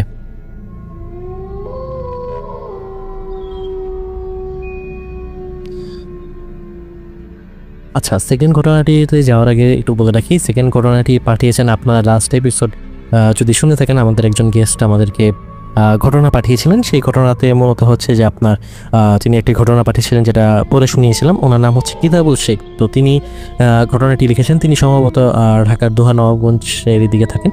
তো উনি যেভাবে লিখেছেন আমি সেভাবেই ঘটনাটা পড়ে শোনানোর চেষ্টা করছি। আসসালামু আলাইকুম রাফি ভাই, আমি কিতাবুল সঙ্গে আছি আপনার, এবং যেভাবে দাদু বলেছেন আমি সেভাবেই ঘটনা লিখছি। কাজ শেষে বাড়ি ফিরতে দেরি হয়ে গেল। এলাকা দিকটা শুনশান, দুই একটা কুকুর ব্যতীত অন্য কোনো জনপ্রাণী দেখা নেই। হঠাৎ ফাঁক হয়ে গেল, মাটি পা জড়িয়ে টেনে নিয়ে গেল সেখান থেকে। ওটা একটা কিছু কণ্ঠনালেই চেপে বসল। এগিয়ে আসা এক হাত, শেষ অশ্রুত আত্মচিৎকার শুনতে পায়নি কেউ। কম বেশি অনেক ভৌতিক গল্প বা সিনেমায় এমন ঘটনার অবতারণা দেখা যায়। এইসব কাহিনীর কোনোটি নিছক বানানো গল্প নয়, আবার কোনোটির সত্য ঘটনা অবলম্বনে তৈরি বলে দাবি অনেকের। এইসবের পাশাপাশি দুনিয়াতে অভাব নেই ভৌতরে প্রভাবযুক্ত জায়গারও। বাংলাদেশেও কিছু কিছু স্থান নিয়ে প্রচলিত আছে গা ছমছম করা কাহিনী। বাংলাদেশে এমনই কিছু ভূতুরে স্থান ও ঘটনা নিয়ে আজকে লেখা। চলন বিল। ভৌতিক স্থানের বিচারে শোনা যায় চলন বিলের কথা। বাংলাদেশের উত্তর পশ্চিমে অবস্থিত সবচেয়ে বড় বিল চলন বিল। নাটোর, সিরাজগঞ্জ ও পাবনা এই 3 জেলা জুড়ে যার বিস্তৃতি। আমাদের এই ভূতুরে কাহিনীর মূলবিন্দু আপাতত সিরাজগঞ্জ, আরও ভেঙে বললে তারাস উপজেলা। শোনা যায় চলন বিলের এই এলাকার অনেক আগে থেকেই একজন জমিদার বাস ছিল, অর্থাৎ একজন জমিদার বাস করতেন এখানে। এই জমিদার অতি প্রাকৃত ক্ষমতার অধিকারী ছিলেন। একদিন রাতে হঠাৎ করে জমিদার মারা গেলে সেই রাতের ভেতরেই সেখানে রাতে 3টি মন্দির গড়ে ওঠে বলে শোনা যায়, যার একটি আবার পরের দিন নিচ থেকে ভেঙে পড়ে যায়। এই 3টি মন্দিরে ও মধ্যবর্তী বিল এলাকা ভূতুরে বলে প্রচলিত। এছাড়াও চলন বিলে জিনের প্রভাব আছে বলেও বিশ্বাস করে অনেকেই। বিশ্বাস করে রাতের বেলা চলন বিল পাড়ি দিতে গিয়ে অনেকে জিনের আশ্রয়ের শিকার হয়েছেন বলে শোনা যায়। এমনকি অনেক পথিকেও অশরীরী উপস্থিতির আঁচ পেয়েছেন এবং সেই জিনিসগুলো বলেছেন যে এখানে অনেক কিছুরই জনশ্রুতি আছে। ফয়েজ লেক, নয়নাবিরাম সৌন্দর্যের জন্য মানুষের কাছে এক আকর্ষণীয় নাম ফয়েজ লেক। তবে সৌন্দর্যের পাশাপাশি এর ভূতরে গল্পগুলো জন্য এর নাম ডাক আছে। এখানে সাদা ও কালো পোশাক পরিহিত দুইজন রহস্যময় নারীর উপস্থিতি আছে বলে অনেকেই জানান। কালো পোশাক পরিহিত নারীটি হঠাৎ সন্ধ্যার সময় লেকের পাশে ঘণ্টরত মানুষের সামনে এসে ভয় দেখায়। সাদা পোশাক পরিহিতা নারীটি সেই তুলনায় বেশ ভালোই বলতে হয়, কেননা কালো পোশাক পরিহিতার মাধ্যমে বিপদে পড়ে যাওয়ার আগে সে মাঝে মাঝে মানুষকে সাবধান করে দিয়ে যায়। আসলে কী রহস্য লুকিয়ে আছে ওই পাহাড় ঘেরা এলাকায় তা কেউ জানে না। তবে ধারণা করা হয় জীবদ্দশায় কালো পোশাক পরিহিতা নারীটি ভালো মানুষ ছিল না। লালবাগ কেল্লা অন্যতম আকর্ষণীয় ও ঐতিহাসিক স্থাপনা হলো লালবাগ কেল্লা, যা মুঘল আমলে নির্মিত হয়েছিল। লালবাগ কেল্লাও ভূতুরে স্থান হিসাবে পরিচিত। কেউ বলে লালবাগ কেল্লায় সুবেদার শায়েস্তা খাঁর কন্যা পরিবিবিকে আত্মহত্যা করেন বা আত্মাকে রাতের বেলায় ঘুরতে দেখা যায়। আবার মাথাবিহীন উল্টো পায়ের ঘোড়াকেও সেই জায়গাতে দেখা যায়। মতান্তরে একটি লোক যার মাথা ও পা দুটি ঘোড়ার মতো, তবে পা উল্টো দিকে ঘোরানো নাকি মাঝে মাঝে দেখা যায়। সেখানকার স্থানীয় মসজিদে অনেকই সময় রাত 3টার দিকে নামাজ পড়ে। যদিও ফজরের নামাজের আসর সময় ঋতুভেদে 4:30 5টার আশেপাশে হয়, তাদের নামাজের শব্দ অনুসরণ করে সেখানে গেলে দেখা যায় কক্ষটি ফাঁকা। রাত্রিকালীন রক্ষীদের মধ্যে তারা রাতে তেমন করে কাটিয়ে দেন, কারণ তারা রাত্রেবেলা অস্বস্তি অনুভব করেন সেখানে। লালবাগ কেল্লার আরেকটি ভূতুরে জিনিস হলো এর তলদেশে একটি সুড়ঙ্গ। কথিত আছে যে এর ভেতরে কেউ একবার গেলে আর ফিরে আসে না। কেউ বলে সুড়ঙ্গটি এখান থেকে দিল্লি পর্যন্ত বিস্তৃত, আর কারোর মতে এটি টঙ্গী নদীতে গিয়ে পড়েছে। তবে প্রকৃতপক্ষে কেউই জানে না এর গহীন রহস্যে কী লুকিয়ে আছে। ব্রিটিশ আমলে একবার এক অনুসন্ধানকারী দল দুটি কুকুরের গলায় চেন বেঁধে তাদের সুড়ঙ্গের ভেতরে পাঠায়। একটু পর চেন ধরে টান দেওয়ার পর চেন দুটি ফেরত আসলো। কুকুরগুলোর নাম নিশানা পাওয়া যায়নি। এরপর কিছু হাতিও সেখানে পাঠানো হয়। বলা বাহুল্য সেগুলোর কোনো হদিসই পাওয়া যায়নি। এই ঘটনাটার পর ব্রিটিশ সরকারের পক্ষ থেকে ওই সুড়ঙ্গ বন্ধ করে দেওয়া হয়। সে সুড়ঙ্গ আজও বন্ধ। কী লুকিয়ে আছে ওই পথ দরজার ওপারে তা এখনও মানুষের জানা নেই। তবে সব মিলিয়ে লালবাগ কেল্লা শুধু ইতিহাসেরই নয়, বরং রহস্যেরও আবাদ বটে। ঢাকা এয়ারপোর্ট রোড ঢাকার অন্যতম পুরনো মহাসড়কগুলোর একটি হচ্ছে এয়ারপোর্ট রোড। এখানে গভীর রাতে অশরীরী উপস্থিতি পাওয়া যায় বলা দাবি করেন অনেকেই। গাড়ি চালাতে চালাতে হঠাৎ করে চালক দেখেন সামনে রাস্তায় সাদা পোশাক পরিহিতা এক নারীকে। নারীটি অবিশ্বাস্য গতিতে গাড়ির দিকে এগিয়ে আসে। ভয় পেয়ে চালক নিয়ন্ত্রণ হারিয়ে ফেললেই ঘটে দুর্ঘটনা। এই অশরীরী কোনো মানুষকে স্পর্শ কিংবা সরাসরি ক্ষতি বা আঘাত করে না, ভয় দেখিয়ে দুর্ঘটনায় দেখানোই এদের উদ্দেশ্য। কাজে ভয় পেয়ে গাড়ির উপর থেকে নিয়ন্ত্রণ না হারালে ঘটবে না কোনো দুর্ঘটনা। ধারণা করা হয় অনেক বছর আগে এখানে ওই সড়কে দুর্ঘটনায় তার ও তার পরিবারের মৃত্যু হয়েছিল। বিধায় প্রতিশোধ নিতে সে এখনও চায় মানুষকে এইভাবেই দুর্ঘটনায় মারা যায়। চলন্ত গাড়ি একাকী চালককে গভীর রাতে ভয় দেখায় এই মেয়েটি। নিয়ন্ত্রণ হারিয়ে এখন পর্যন্ত অনেক দুর্ঘটনা ও বেশ কিছু প্রাণহানিও হয়েছে, আহত হয়েছে অনেকে। কারোর মতে জসিমউদ্দিন ও বিমান অফিসের মধ্যবর্তী সড়ক এলাকায়, আর অনেকের মতে নিকুঞ্জ ও বিমান অফিসের মধ্যবর্তী সড়ক এলাকায় দেখা পাওয়া যায় এই অশরীরী। তবে দিনের বেলা সেখানে এর কোনো দেখা পাওয়া যায় না। পার্কি বিচ চট্টগ্রাম লম্বায় প্রায় 15 কিলোমিটার, 300 বাই 350 ফিটের চওড়া এবং 20 কিলোমিটার যৌবনযুক্ত এই সৈকতটি অত্যন্ত নয়নাভিরাম প্রাকৃতিক সৌন্দর্যের অধিকারী। এই অনিন্দ সুন্দর সমুদ্র সৈকতকে ঘিরে প্রচলন আছে অনেক ভৌতিক কাহিনী। প্রথমত সেখানে কিছু এলাকায় অদ্ভুত পদশব্দ, চিৎকার ও ভুতুরে আওয়াজ শুনতে পাওয়া যায়। অনেক পর্যটক ও স্থানীয় ব্যক্তি কৌতূহলবশত অনুসরণ করে এইসব শব্দের উৎস খুঁজে বের করে চেষ্টা করলেও প্রকৃতপক্ষে কোনো উৎসই খুঁজে পাওয়া যায়নি। অনেক সময় মনে হয় শব্দগুলো পানির ভেতর থেকে আসছে, আবার কখনো পার্শ্ববর্তী বন থেকে আসছে বলে অনেকে মনে করেন। শব্দগুলো যে কোনো কৌতূহল মানুষকে পানিতে টেনে নিয়ে যেতে চায়। সেখানে পর্যটক হিসেবে আগত এক দম্পতির মতে বিচে সূর্যাস্তের পর সন্ধ্যাকালীন ভ্রমণের সময় তাদের দুজনে মনে হচ্ছিল কোনো এক অশরীরী তাদের ওপর চোখ রাখছে। তাদের এই অনুভূতি তাদের থাকা স্থানে ফেরার আগ পর্যন্ত হয়েছে। এছাড়াও গভীর সাগরে নৌকাসহ এক বুড়ো নাবিকে দেখা মেলে সেখানে। কখনো একজনের, আবার কখনো বা অনেকে তাদের নৌকা নিয়ে গভীর সাগরে যেতে দেখা যায়। কিন্তু প্রকৃতপক্ষে এরা কেউই মানুষ নয়। ধারণা করা হয় সাইক্লোনের সময় নৌকা পারে ফেরাতে ব্যর্থ হওয়ায় সে নাবিক মৃত্যু মুখে পতিত হয়। তাদের অনেকেই আত্মা এখনও নৌকা সমেত মাঝ সাগরে পাড়ি জমায়। যদিও সকল ঘটনায় কোনো বৈজ্ঞানিক ভিত্তি নেই, তবু অনেক পর্যটক ও স্থানীয় মানুষের দাবি তারা এগুলো চাক্ষুষ প্রত্যক্ষ করেছেন। সুন্দরবন বিস্ময়কর হলেও সত্যি, ইদানি সুন্দরবনের জল ডাঙ্গায় কুমির ও বাঘের পাশাপাশি অন্য বিপদের কথাও শোনা যাচ্ছে। বাংলাদেশ ও ভারতের বিস্তীর্ণ এলাকা জুড়ে অবস্থিত সুন্দরবন ওয়ার্ল্ড হেরিটেজ হিসাবে স্বীকৃত। প্রকৃতিকে কাছ থেকে এক নজর দেখতে সেখানে গিয়েছিল একটি দল। এই দলেরই একজন আরেকজনকে গহীন বনে তার একটি ছবি তুলে দিতে বলে। ছবি তুলতে গিয়ে লোকটি চিৎকার করে অজ্ঞান হয়ে যায়। এই ঘটনা 2 দিন পর একটি মেডিকেল কলেজ হাসপাতালে লোকটির হার্ট অ্যাটাকে মৃত্যু হয়। তোলা ছবিটির ডেভেলপ করার পর যারা ছবি তুলে নিয়েছিল তার পেছনে সাদা রঙের আবছান নারী মূর্তি দেখতে পায়। যদি অনেকে পুরনো ঘটনাটিকে গুজব হিসেবে উড়িয়ে দিচ্ছেন এবং ওই ছবিটিকে ফটোশপের কারসাজি বলে অভিহিত করেছেন। উল্লেখযোগ্য যে আর কোনো সুন্দরবনগামী দলের সাথে এরূপ হয়নি। সুন্দরবন নিয়ে অনেক স্থানীয়দের মধ্যে প্রচলিত আছে যে মৃত পাখির আত্মারা নাকি গভীর জঙ্গলে ঘুরে বেড়ায়। পৃথিবীর সর্ববৃহৎ ম্যানগ্রোভ বনকে ঘিরে প্রকৃতির পাশাপাশি অপ্রাকৃতিক কিছু গল্প জড়িয়ে রয়েছে এভাবে, যদিও এর সত্যতা নিয়ে সন্দেহ আছে। কুয়াকাটা ব্রিজ সাগরকন্যা হিসেবে অভিহিত সৌন্দর্যে নীলাভূমি কুয়াকাটা সমুদ্রের সৈকত, দক্ষিণ এশিয়ার একমাত্র সমুদ্র সৈকত যেখানে সূর্যোদয় ও সূর্যাস্ত দেখা যায়। 20 কিলোমিটার লম্বা ও 6 কিলোমিটার চৌড়া এই সৈকতকে ঘিরে নানান ভুতুরে কাহিনী প্রচলিত রয়েছে এবং মুইশুলিপাড়ার বাসিন্দা পিতা ও পুত্র মাছ ধরতে ও জ্বালানি কাঠের ব্যবস্থা করতে গঙ্গা মাটির গহীন জঙ্গলে গিয়েছিল। সাগরে যেহেতু সুপ্রিয় পানি নেই, তাই তৃষ্ণা নিবারণার্থে তারা মাটি খুঁড়তে শুরু করে সুপ্রিয় পানির আশায়। এক সময় তাদের কোদাল শক্ত করে কিছুতে আঘাত করে তারা সোনালী আবরণের একটি কাঠের জার এবং কিছু কারুকাজ ওরা সোনার পাতা খুঁজে পান। আর আরও খুঁড়ুখুড়ি করার পর তারা বালিতে গেঁথে থাকা সোনা ও ধনরত্ন বোঝাই পুরনো একটি নৌকার হদিস পান।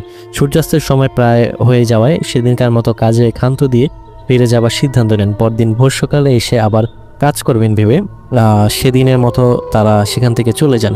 কিন্তু তাদের জীবনে আর কখনো কোনো সকাল আসেনি। ফেরার পথে রহস্যজনকভাবে মৃত্যু হয় পিতা ও পুত্রের। জনশ্রুতিতে আছে যে সোনা বোঝাই নৌকাটি অভিশপ্ত, যে কারণে অনুসন্ধান করবে অপঘাতে মারা যাবে। আরও কিছু ঘটনা স্থানীয়দের এই বিশ্বাস মজবুত করেছে। এমনও বলা হয় পিতা পুত্রের আত্মা হিংসাবশত সেখানেই রয়ে গেছে নৌকাটি পাহারা দেওয়ার জন্য। তাই ওদিকে এমনকি ওদিকে কোনো রাস্তা দিয়েও কেউ গেলে তাদের ছায়ামূর্তি বিভিন্নভাবে ভয় দেখাবার চেষ্টা করে। অন্য একটি ঘটনা একটি মন্দিরকে ঘিরে মিশ্রি পাড়ার অবস্থিত 21 ফিট উঁচু বৌদ্ধ মন্দির। উপরে অশুভ কিছুর প্রভাব আছে বলে শোনা যায়। রাস পূর্ণিমা ও মাঘী পূর্ণিমার সাগর জলে স্নান করতে আসা মানুষের মতে মন্দিরটি অভিশপ্ত এবং অতৃপ্ত ও অপঘাতে মারা যাওয়ার আত্মারা নির্দিষ্ট রাতে ওখানে এসে শয়তানের পুজো করে। এভাবে বুদ্ধের বিরোধিতা করে তারা। যদিও অনেকে এটিকে গুজব ভাবেন, তবে একটি অংশে রাখাইন বসতির মাধ্যমে অভিশপ্ত বলে শোনা যায়। তো আজকের মতো এই ছিল বাংলাদেশের কিছু বাস্তব ভৌতিক কিছু জায়গা। বিশ্বাস করা না করা সত্যতার উপর নির্ভর করে। আজকে এই পর্যন্তই, কালকে আবার নতুন কোনো ঘটনা পাঠানোর চেষ্টা করবো। তো আসলে কিতাবুল শেখকে অনেক ধন্যবাদ, মানে এত বড় করে এতগুলো ঘটনা লিখে পাঠানোর জন্য। আপনাদের যদি একটু মনে থাকে লাস্ট এপিসোড ছাড়ার আগে যে প্রিভিয়াস যে এপিসোডটা রয়েছে, সেই প্রিভিয়াস এপিসোডে কিন্তু আমি এরকম আসলে আলোচনা করেছিলাম। আলোচনা বলতে কীরকম, যেমন কোনো একটা পার্টিকুলার টপিকের উপরে কিংবা কোনো নির্দিষ্ট ভৌতিক স্থান বা স্থানগুলোর উপরে মূলত হয়ে থাকে। যেমন লাস্ট যে ভিডিওটা তারও আগে অর্থাৎ এরও প্রিভিয়াস যে ভিডিওটা ছিল, সেই ভিডিওতে আমি আলোচনা করেছি যে হচ্ছে আপনার জিনদের কিছু সম্পর্কে। তো আজকে কিতাবুল শেখ যে ঘটনাগুলো পাঠিয়েছেন এগুলো মূলত হচ্ছে যে আপনার কি বলবো, মানে এই ধরনের যে ভৌতিক যে জায়গাগুলো রয়েছে এগুলোর যে রহস্য, এগুলো আসলে অনেক সময় দেখা যায় যে ইন্টারনেটেও ঘাটাঘাটি করলে জানা যায় না। এগুলো আসলে লোকমুখে ছড়ানো কিছু ঘটনা।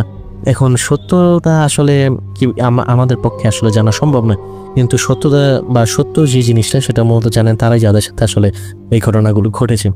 তো এরকমও আরও অসংখ্য ভৌতিক জায়গা রয়েছে, অসংখ্য বিষয়বস্তু রয়েছে। সবসময় যে দেখা যায় যে অডিও কিংবা মেল স্টোরি যে শুনতে ভালো লাগে এরকমটা কিন্তু নয়।